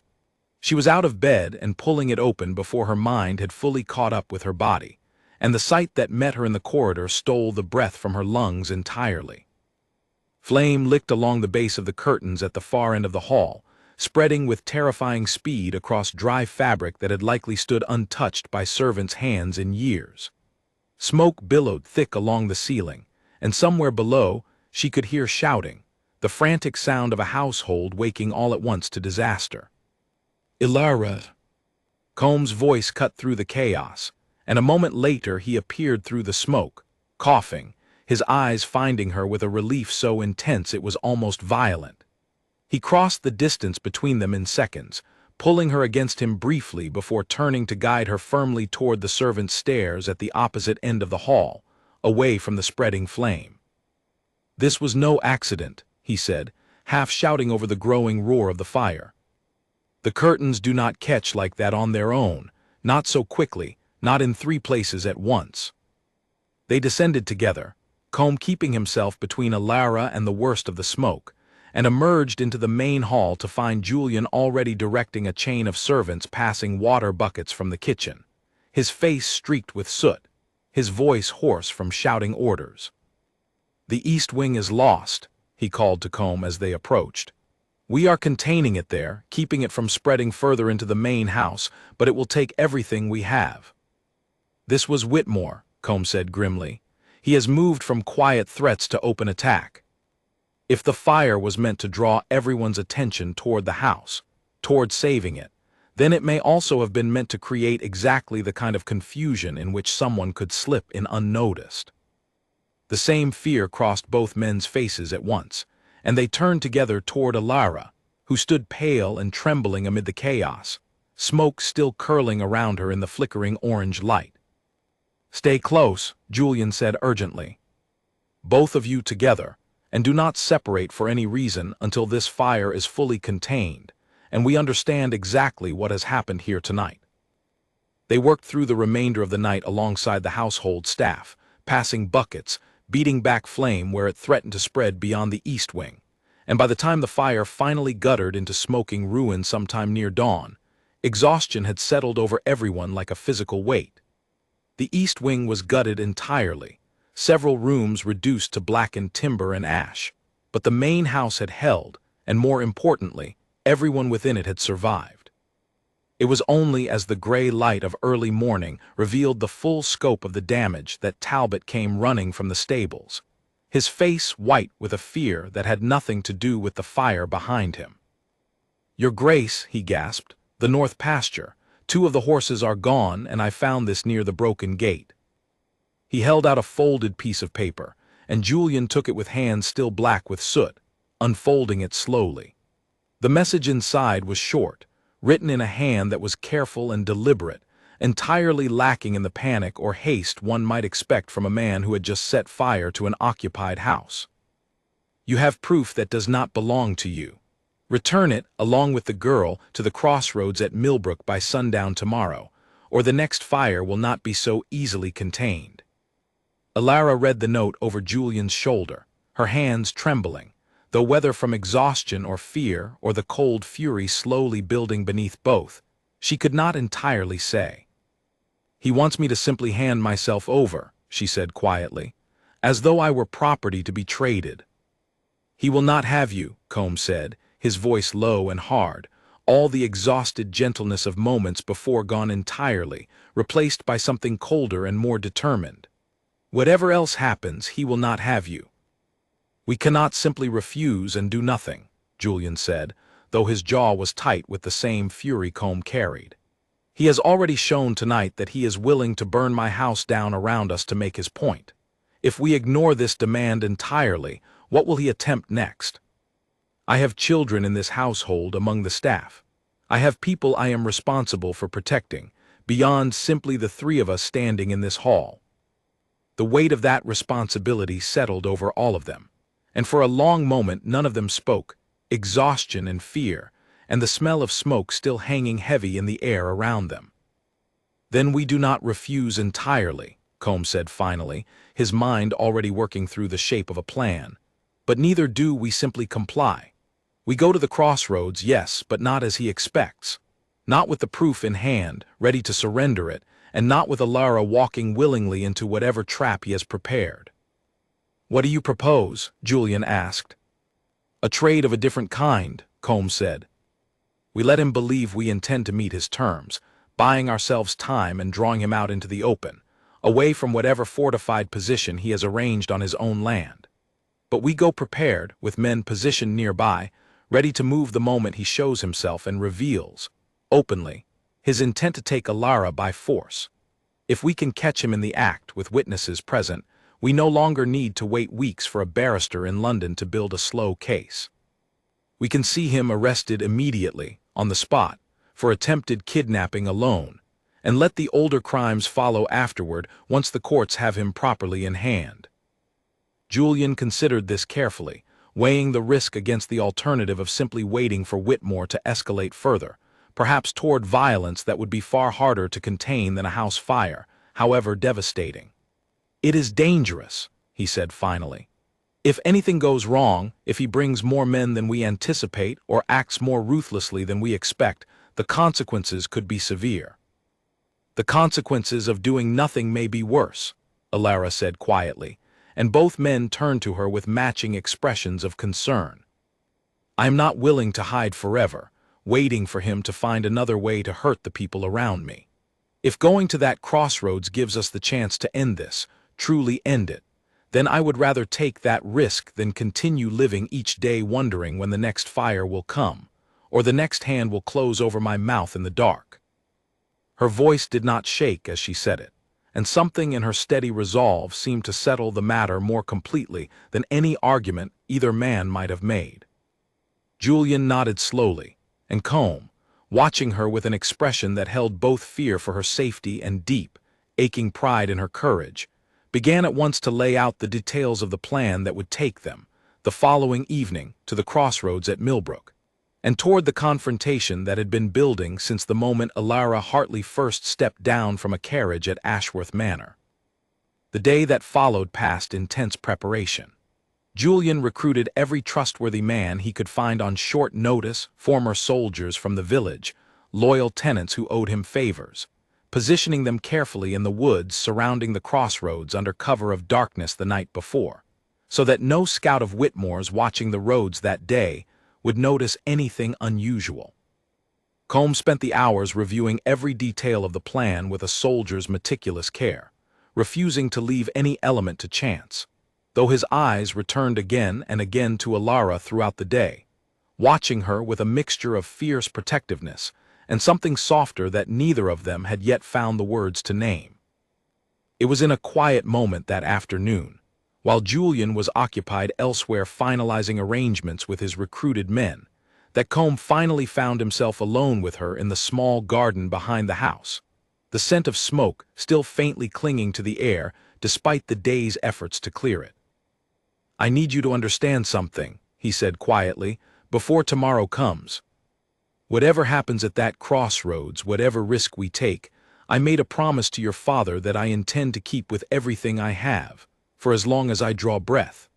You are the last piece of Edmund Hartley left in this world, and I will not fail him now, not when we have come this far."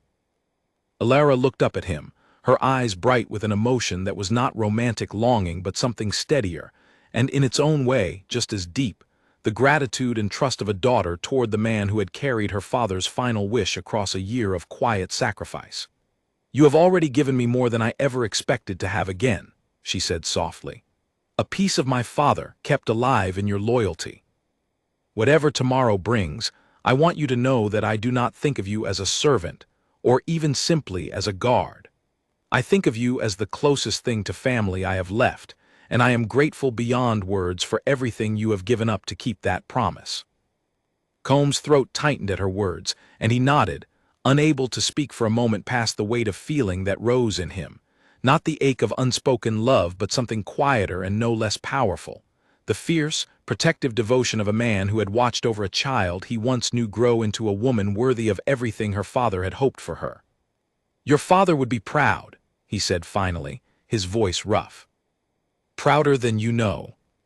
She reached out and took his hand briefly, a simple gesture of trust between two people bound by loyalty rather than romance, and then let it go, both of them turning toward the house as the sound of approaching footsteps signaled that preparations for tomorrow could wait no longer. It was Julian who approached along the garden path, having come to fetch them both for a final review of the plan. And something in the easy, unguarded way they stood together, without the charged tension of lovers, but with the comfortable closeness of family, eased a worry he had not fully realized he was carrying. He had watched the two of them grow close over these past weeks, with a complicated feeling he had not yet examined too closely, uncertain whether what he felt toward Alara was simple admiration or something deeper, and uncertain, too, whether that feeling had any right to exist given how completely Combs' life had been given over to her protection. Watching them now, he understood at last that whatever bond had formed between Guardian and the woman he guarded, it was not the kind that stood in the way of anything else. It was something older and steadier, forged in promise and grief and shared danger, but it left room, he realized with a quiet, unexpected lift of hope, for other things to grow alongside it. "The men are in position," he said, joining them. "Everything is arranged for tomorrow. I only came to be certain both of you were ready." "We are ready," Alara said, and when her eyes met Julian's, there was something in the look that passed between them, brief and unspoken, that carried a warmth neither had quite allowed themselves to acknowledge until this moment. A warmth that had nothing to do with gratitude or loyalty, and everything to do with the quiet admiration that had been steadily growing between them since the very first conversation in his study weeks before. Julian said nothing of it, not yet, not with danger still waiting at tomorrow's crossroads, and a household still smoking from tonight's attack. But he carried the look with him as they finished their preparations, a small, steady point of warmth against the fear of what tomorrow would demand of all of them, and a quiet promise to himself that if they came through this trial safely, he would not let that warmth go unspoken for very much longer. While the household at Ashworth Manor finished its careful preparations, Gerald Whitmore sat in his own study, poring over a rough map of the crossroads at Millbrook with Peter beside him, planning a very different sort of arrangement than the simple exchange his letter had demanded. "You do not truly believe the Duke intends to simply hand her over," Peter said, watching his employer trace the roads leading toward the meeting point with a steady finger. "Of course not," Whitmore said without looking up. "A man of his standing does not surrender so easily, not after the trouble he has already gone to in protecting her. He will come to that crossroads believing he holds the advantage, with men hidden nearby, no doubt, ready to spring some clever trap the moment I show my face." He allowed himself a thin, humorless smile. "Which is precisely why I do not intend to show my face at all." He tapped a second location on the map, a stretch of narrow road nearly a mile from the crossroads itself, where the trees grew close enough on either side to make any wagon or rider vulnerable to attack from cover. "We will let the Duke's men waste their patience waiting at Millbrook for a meeting that never arrives. Instead, our own men will take position here, along the road they must travel to reach the crossroads in the first place. If the girl and her guard are riding toward that meeting, expecting to control the terms of the exchange, we will simply remove the need for any exchange at all, and take what we want before they ever reach the place they believe is safe." Peter frowned slightly. "And if they do not travel that road, if they take a different route or bring more men than we can manage?" "Then we adjust," Whitmore said simply, his patience thinning at the question. "But I do not believe they will expect an ambush before they even reach the agreed meeting point. Men planning a careful trap rarely consider that their enemy might refuse to walk into the trap at all, and instead spring one of his own along the way." He rolled the map closed with a decisive motion. "Gather every man you can trust completely, and have them in position by tomorrow afternoon, well before the Duke's party sets out. I want this finished quickly, cleanly, and without further failure. We have run out of room for further mistakes." Peter nodded and left to carry out his instructions, and Whitmore sat alone in his study a while longer, staring at the rolled map with an expression that held, beneath its careful calculation, the first genuine flicker of fear he had allowed himself to feel since this entire affair began. He had built his fortune on the careful, patient theft of other men's lives, confident that money and influence would always be enough to protect him from consequence.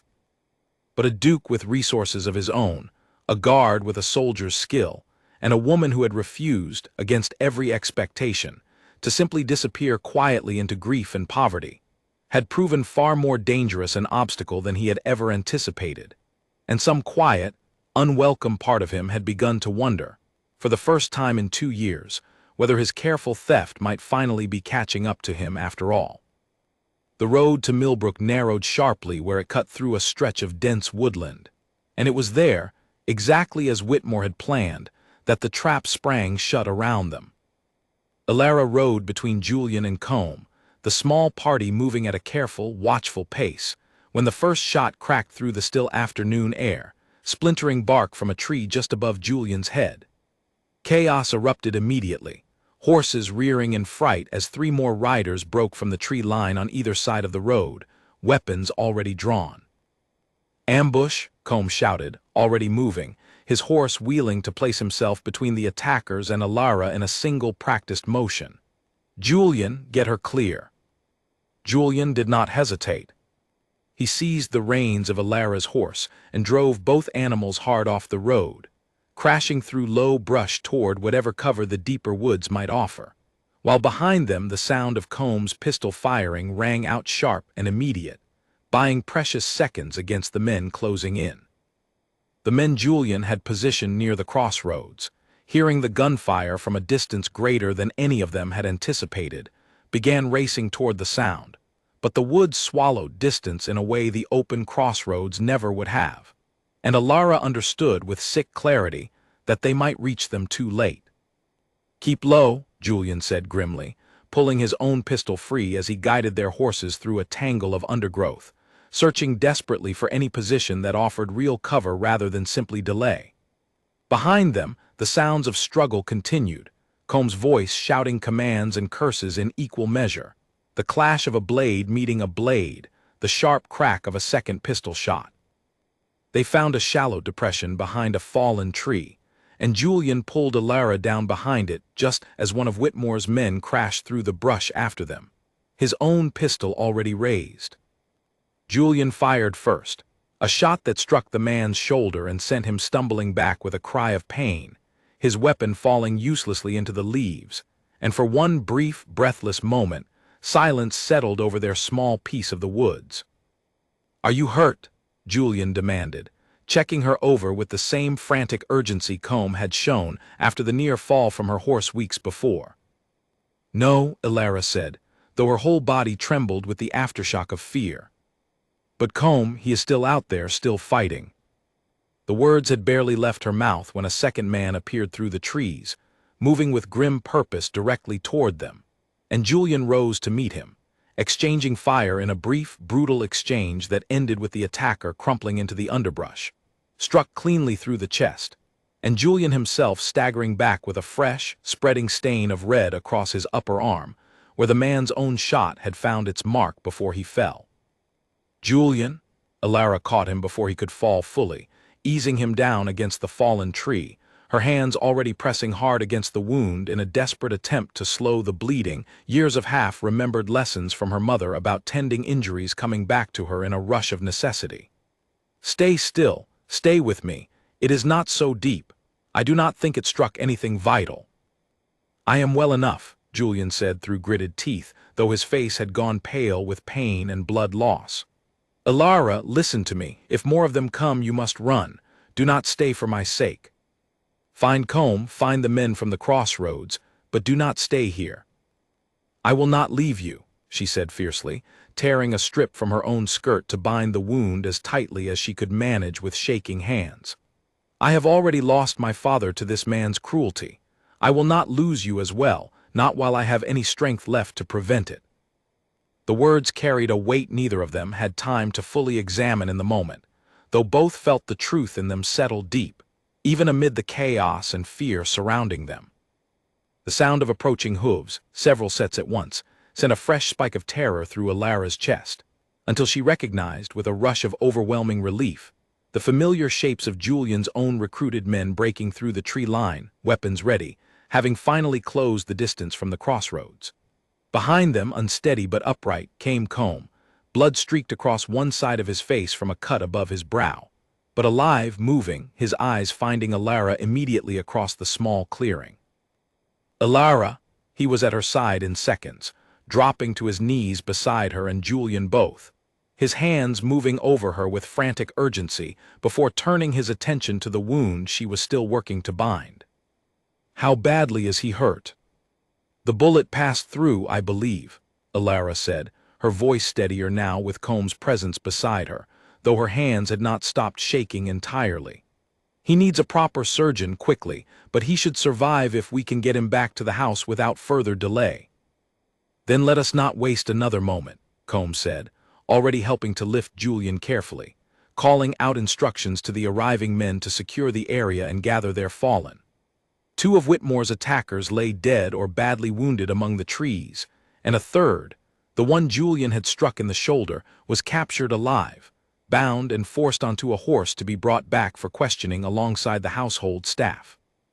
The ride back to Ashworth Manor passed in a tense blur of urgency, Julian held carefully upright between two of his own men, Alara riding close beside him the entire way, her hand never leaving his uninjured arm, offering what steady reassurance she could manage even as her own fear for him threatened to overwhelm her composure entirely.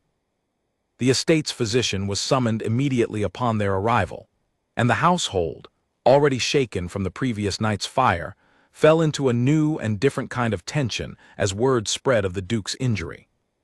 Alara refused to leave his bedside during the physician's examination and the careful work of properly cleaning and stitching the wound, holding Julian's hand through the worst of it while Combs stood watch at the door. His own injuries tended quickly and without complaint, his attention fixed entirely on ensuring no further threat could reach the room where the Duke now lay recovering. "You should not have come for me," Julian said quietly, once the physician had finished and left them alone, his voice weak but clear. "You should have run as I told you to." "I have spent 2 years running from grief I did not understand," Alara said softly, still holding his hand, her thumb tracing gentle circles against his knuckles. "I am done running from the people I care for, Julian. Whatever this danger costs us, I would rather face it standing beside the people who matter to me than survive it alone." Something in the way she said his name, plainly, without the formal title she had used since their very first meeting, settled warm and unmistakable in the quiet room, and Julian, exhausted and pained though he was, found himself smiling faintly despite everything the day had cost them both. "Then I am glad," he said, "that you did not run." The captured attacker, questioned later that evening once his wound had been tended enough to loosen his tongue, confirmed everything they had already begun to suspect. Whitmore had never intended a genuine exchange at the crossroads at all, planning instead to seize Alara by force along the road, believing the Duke's men would be waiting uselessly at Millbrook while the true attack unfolded elsewhere. The plan had failed, costly and bloody though it had proven, and the man, faced with the certainty of prosecution regardless of his continued silence, finally gave up everything he knew, names, locations, and most importantly, a detailed account of Whitmore's own role in ordering the attack directly. It was proof enough, combined with everything Combs had already carried from Edmund Hartley's final days, to move forward with absolute certainty. Julian, still weak from his wound but resolute despite it, dictated a letter that very night to be carried immediately toward London, no longer a careful request for legal counsel, but an urgent demand for action, accompanied by sworn statements, physical evidence, and the testimony of a man who had, in his own desperate bid for leniency, confirmed every piece of the conspiracy that had destroyed the Hartley family and nearly destroyed Alara herself. As the letter departed into the night, carried by the fastest rider the estate could provide, a quiet certainty settled over the household that the balance of the fight had finally, decisively, begun to shift. Whitmore had gambled everything on force and fear, and both had failed him. What remained now was only the question of how swiftly justice could be made to arrive, and whether Gerald Whitmore, cornered at last by the truth he had spent so long trying to bury, would face that justice quietly or attempt, in desperation, one final and even more dangerous act before the walls finally closed around him completely. The days that followed brought a strange, fragile calm to Ashworth Manor, the household slowly repairing what the fire had damaged while Julian recovered under Alara's steady, attentive care. She spent long hours at his bedside during those first days, reading to him from the library he had once shown her with such quiet pride, sharing stories of her childhood before the ruin came, the small, ordinary memories of a father who had taught her to ride and to read and to love the land she had grown up on, memories she had not allowed herself to speak aloud in the 2 years since his death. Julian listened to every word with the rapt attention of a man discovering something precious, and in turn shared pieces of his own life he had rarely spoken of to anyone, the loneliness of a title inherited too young, the weight of responsibility that had settled onto his shoulders before he felt ready to carry it, the quiet exhaustion of years spent being watched and judged by every guest who passed through his gardens, valued more for his rank than for anything true about who he actually was. "You are the first person who has ever asked what I wanted," he admitted to her one evening, propped against a mountain of pillows, his color slowly returning as his strength did the same. "Everyone else asks what I can offer them. My title, my land, my name. You have never once asked me for anything at all."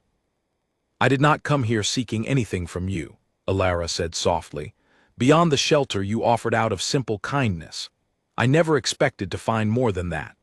I certainly never expected to find someone who would risk his own life to save mine, not once, but again and again, without ever once making me feel as though I owed him anything in return for it."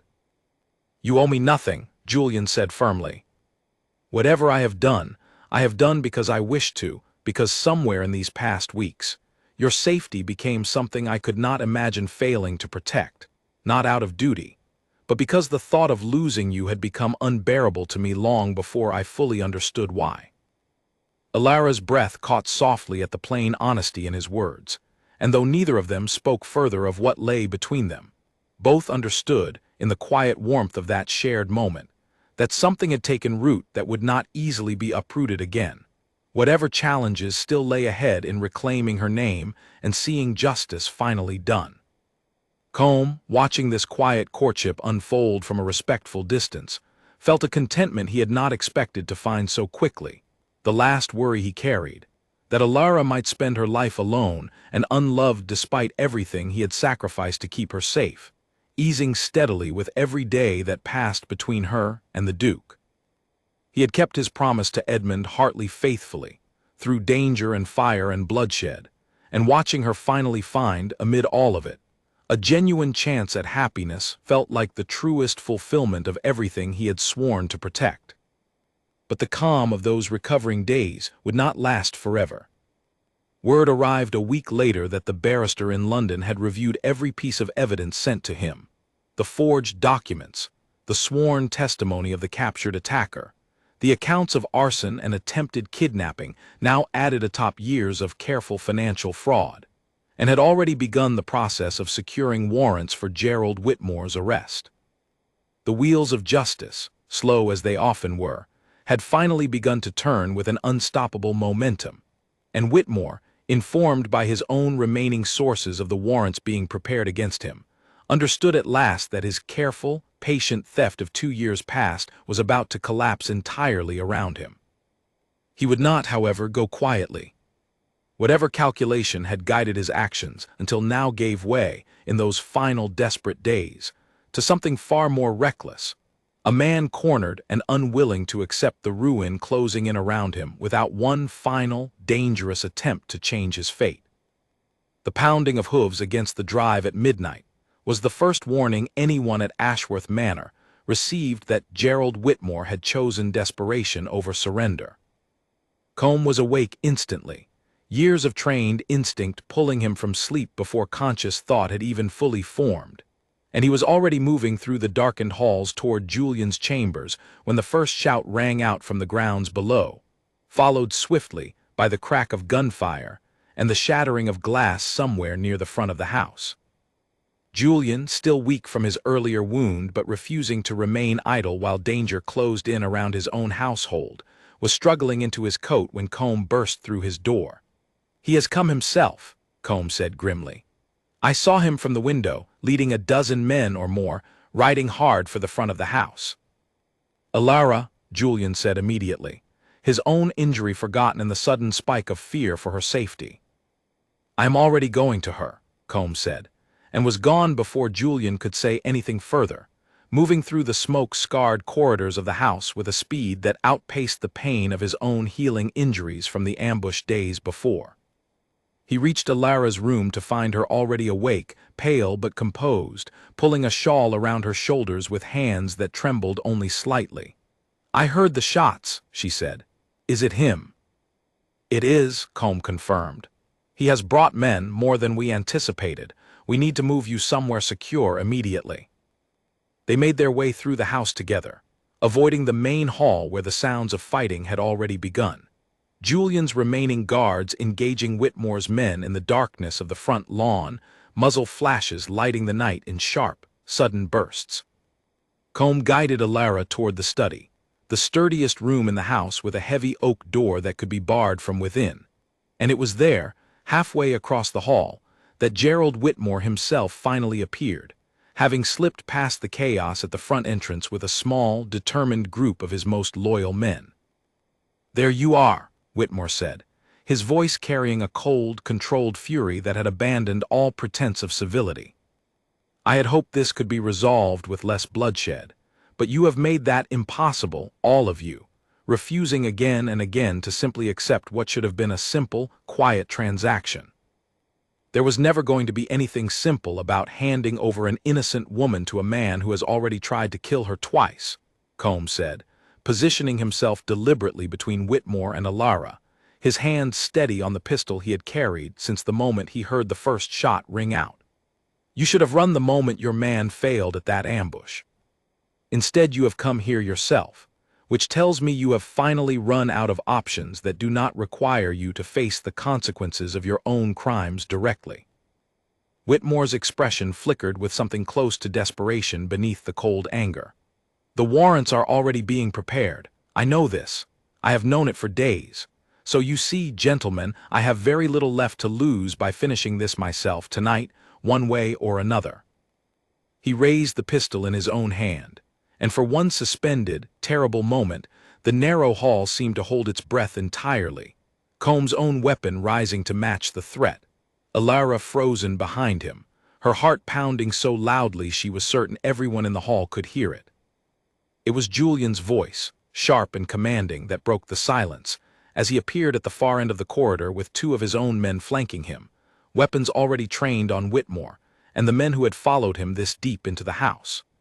"Lower your weapon, Whitmore. You are surrounded, your men outside are already being overwhelmed, and whatever satisfaction you believe tonight might bring you will die with you in this hallway if you do not stand down immediately." Whitmore's eyes moved between the two men, weighing an equation that had, quite suddenly, tilted entirely against him. His own men, sensing the shift, had already begun to lower their weapons behind him, unwilling to die for a cause that had clearly and irreversibly collapsed. Only Whitmore himself remained frozen, the pistol still raised, his face a mask of barely contained fury, and beneath it, something close to grief for the life he had built through theft and cruelty, and was now, finally, watching crumble entirely around him. "It did not have to end this way," he said quietly, almost to himself. If Edmund Hartley had simply let the matter rest, if he had accepted his losses quietly as any sensible man would have. "He tried to expose a crime committed against innocent families," Alara said, stepping out from behind Combs despite his sharp, warning glance, her voice steady despite the danger still very much present in the room. "You call that unreasonable. I call it exactly what any honest man would have done, faced with the same evidence my father found against you. You destroyed him for the crime of caring about justice, and you have spent 2 years trying to destroy me as well, simply for existing as proof of what you took from us. There was always a different way this could have ended, Mr. Whitmore. You simply chose not to take it." Something in her words, or perhaps simply the overwhelming weight of the situation finally closing in around him, seemed to break the last of Whitmore's resolve. His shoulders sagged, the pistol lowering slowly in his grip, and for a moment he looked less like the powerful, calculating man who had orchestrated 2 years of quiet theft and violence, and more like exactly what he was underneath it all. A frightened man who had built his entire life on a foundation of stolen ground, watching that foundation finally give way beneath him. "Take him," Julian said, and his men moved forward immediately, disarming Whitmore and binding his hands before he could reconsider his surrender. While outside, the last of his men, seeing their employer taken, abandoned the fight entirely, scattering into the darkness rather than face capture or worse. The fighting on the front lawn, while Combe and Julian confronted Whitmore inside the house, had been fierce and costly in its own right. Talbot, armed with nothing more than an old hunting rifle he had kept since his younger years, had organized the household's remaining defenders with a steady, practical courage that surprised even Julian when he later heard the full account, holding the main entrance against 3 separate attempts by Whitmore's men to force their way inside before reinforcements finally arrived from the village. Summoned by a stable boy who had slipped out through a side gate at the very first sound of gunfire, and ridden bareback through the darkness to raise the alarm. 2 of the household's defenders had been wounded in the exchange, though thankfully none fatally, and the physician who had tended Julian's earlier injury found himself working through the remainder of the night by lamplight, moving between the wounded with a calm efficiency that spoke to years of practiced skill.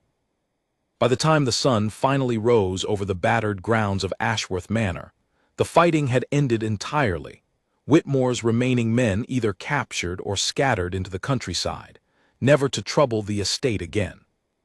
By dawn, Gerald Whitmore sat bound in the same gatehouse that had once held Simon, awaiting the arrival of proper authorities summoned urgently from the county seat, and the household at Ashworth Manor, battered but victorious, began at last the long, careful process of assessing the damage of the night and beginning, finally, to breathe freely for the first time in weeks. The warrants Julian's barrister had secured arrived only 2 days later, formal and absolute, charging Gerald Whitmore with fraud, forgery, arson, attempted kidnapping, and conspiracy to commit murder, crimes so thoroughly documented by the evidence Combe had carried faithfully for a year, combined with the testimony gathered in the aftermath of the Crossroads ambush, and the final, desperate assault on the manor itself, that no amount of money or influence could buy him free of the consequences this time.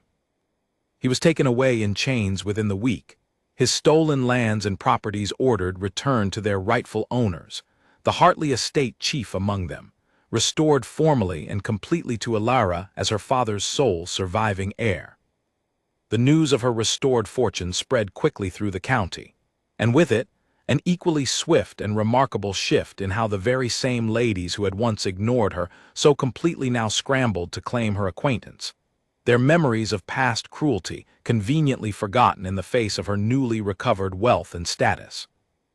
Alara received their sudden warmth with a polite, distant grace that fooled no one, least of all Julian, who watched with quiet amusement as the same women who had once whispered behind their hands about her plain dress now competed eagerly for invitations to whatever gathering she might next attend. It was several weeks later, once the estate had been fully restored to order, and the last of the legal proceedings against Whitmore concluded with a sentence that would see him imprisoned for the remainder of his life, that Julian finally found the courage to speak the words he had been carrying, quietly and patiently, since the night he watched her tend his wound with such tender, fearless devotion. He found her in the same garden where the danger had first truly begun, months before, the roses now blooming fully in the warmth of late summer, and he came to her not as a duke addressing a grateful houseguest, but simply as a man who had, somewhere along the difficult road of the past months, fallen completely and irreversibly in love. "I have been thinking," he said, taking her hand gently in his own, "about the first time I saw you, sitting alone near these very hedges, while every other lady at my garden party found some reason to look away from you entirely. I confess I did not understand then what I was truly seeing. I thought I was simply a curious host, noticing an oddity in his stable hand's behavior. I did not realize I was watching the beginning of the most important thing that would ever happen to me." Alara's breath caught, her hand tightening gently around his. "Julian, let me finish," he said softly, "before my courage abandons me entirely." He drew a small ring from his pocket, plain compared to the elaborate jewels many of his rank might have chosen, but chosen deliberately, he explained, to honor the quiet, unadorned strength she had shown through every trial that had been placed before her. I do not offer you a title, or wealth, or land, though you shall have all of those things as my wife if you will have me. I offer you a man who has watched you find courage in grief, strength in danger, and grace in the face of every cruelty this world has shown you, and who wishes, more than anything else, to spend the rest of his life standing beside you as you continue to become everything you are capable of becoming. Alara Hartley, will you do me the honor of becoming my wife and the Duchess of Camden? Tears filled her eyes, though they carried none of the grief that had defined so much of the past 2 years, only a joy so full it nearly overwhelmed her entirely. Yes, she said, her voice breaking with happiness. Yes, Julian, I will. He drew her into his arms, and the kiss that followed carried within it every ounce of fear and danger and hope that had brought them to this moment.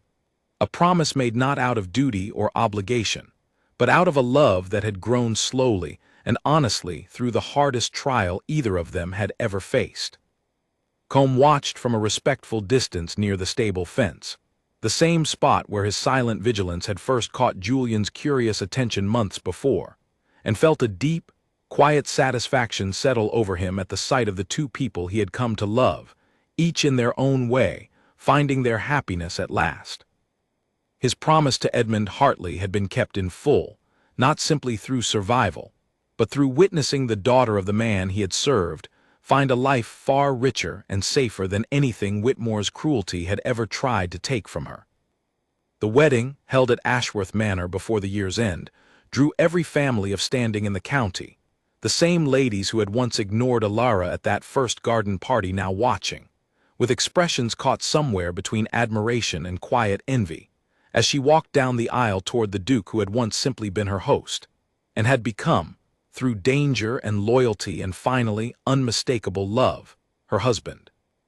And near the back of the gathered crowd, standing not as a servant but as an honored guest at Julian's own personal insistence, Combe Fletcher watched the ceremony with quiet pride, the stable boy every lady had once ignored, who had in the end guarded nothing less than a future Duchess, and helped guide her safely into a life that finally matched the courage and grace she had carried, unnoticed by most, from the very beginning.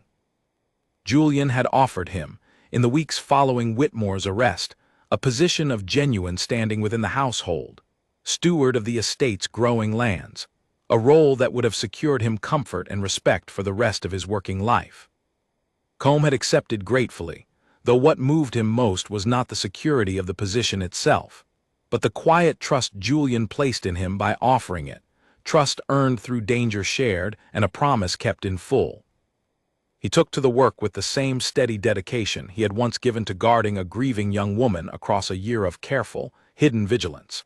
And within the household, he became known not as the mysterious stable hand who had once watched the grounds with unexplained intensity, but simply as a man whose loyalty and steady judgment made him indispensable to the smooth running of the entire estate. He did not marry that year, nor the next, content for a long while simply to watch Alara's happiness bloom fully into the life she deserved. But those who knew him best noticed, in time, the way his attention began to soften toward a quiet young woman who had come to work in the estate's growing household staff. A baker's daughter named Susan who possessed a gentle humor that gradually, patiently, drew even Comb's guarded heart into something warmer than duty alone had ever asked of him. It was a smaller story than the one that had brought him to Ashworth Manor, but no less genuine for its quietness, and Alara, watching it unfold from her own newfound happiness, took as much joy in his slow, careful courtship as she had once taken comfort in his steady, silent protection. The stable boy every lady had once ignored had found, in the end, not only the future Duchess he had sworn to protect, but a family and a home of his own besides, earned through loyalty, courage, and a promise kept with everything he had to give. A year into their marriage, a letter arrived at Ashworth Manor that neither Julian nor Alara expected, bearing the seal of a magistrate from the county where Gerald Whitmore had been sent to serve his sentence, and the sight of it brought back, for one uneasy moment, all the fear that had once haunted their earliest months together. Alara opened it with steady hands, though her heart pounded as she read, and when she finished, she looked up at Julian with an expression caught between relief and a lingering, complicated grief that surprised her with its own persistence. "He is dead," she said quietly. "Whitmore. A fever took him in the prison infirmary some weeks ago. The magistrate writes only as a formality, given the size of the case and the number of families affected by his crimes."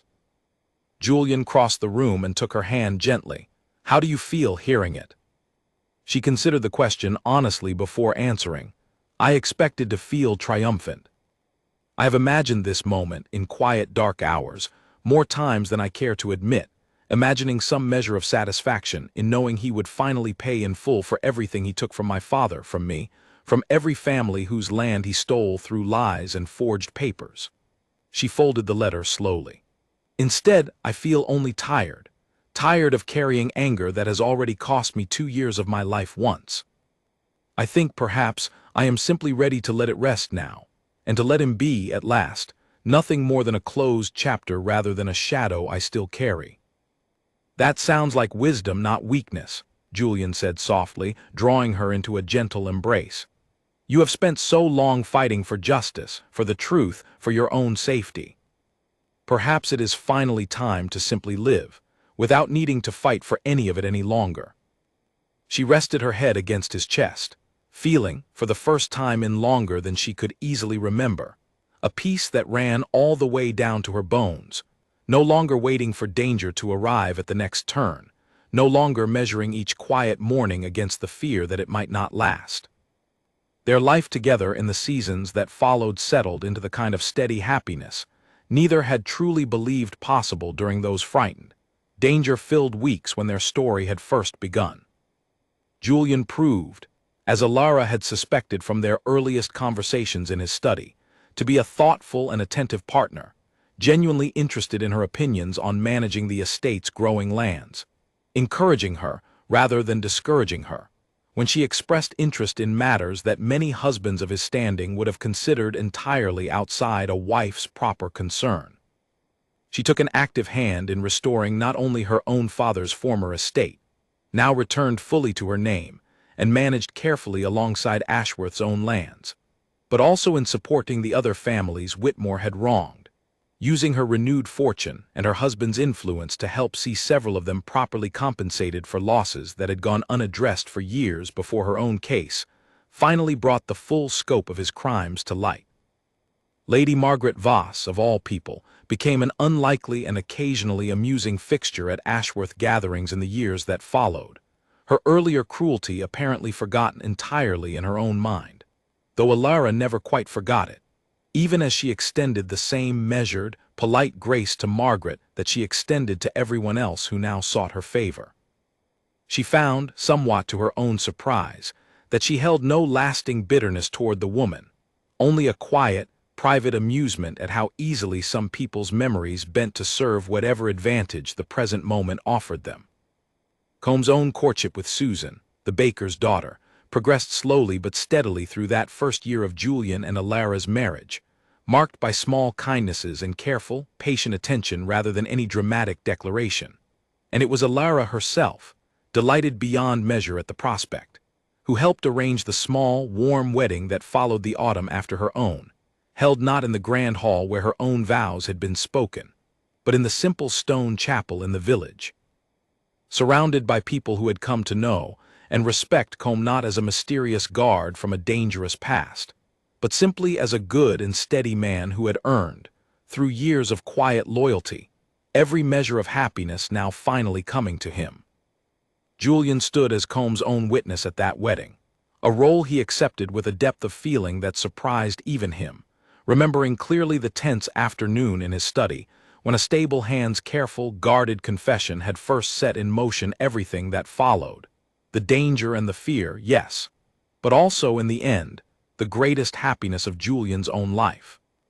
Without Combs' promise to a dying man, kept faithfully across a year of hidden vigilance and quiet sacrifice, Julian would never have noticed the quiet young woman sitting alone near the hedges of his garden party, would never have looked twice at the servant girl every other guest dismissed so carelessly, and would never have discovered, beneath her plain dress and careful composure, the remarkable woman who had become the center of his entire life.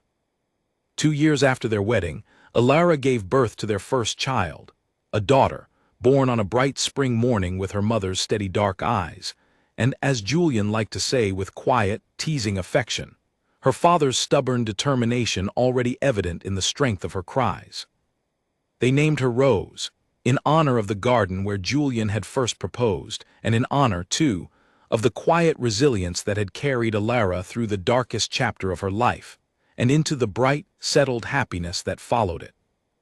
Combe and Susan welcomed a son of their own not long after, and the two families, bound together by everything they had survived, grew close in the ordinary, comfortable way that only shared history and genuine affection can create. Their children raised together across the grounds of Ashworth Manor, playing near the very same stables where Combe had once stood silent watch over a woman he had sworn to protect. On quiet evenings, when the household had settled and the estate lay peaceful under the fading light, Alara would sometimes walk out to the garden alone, past the roses that had grown thick and full in the years since Julian's proposal, and think back on the frightened, grieving young woman who had once sat near these very hedges, certain that she would never again find a place where she truly belonged.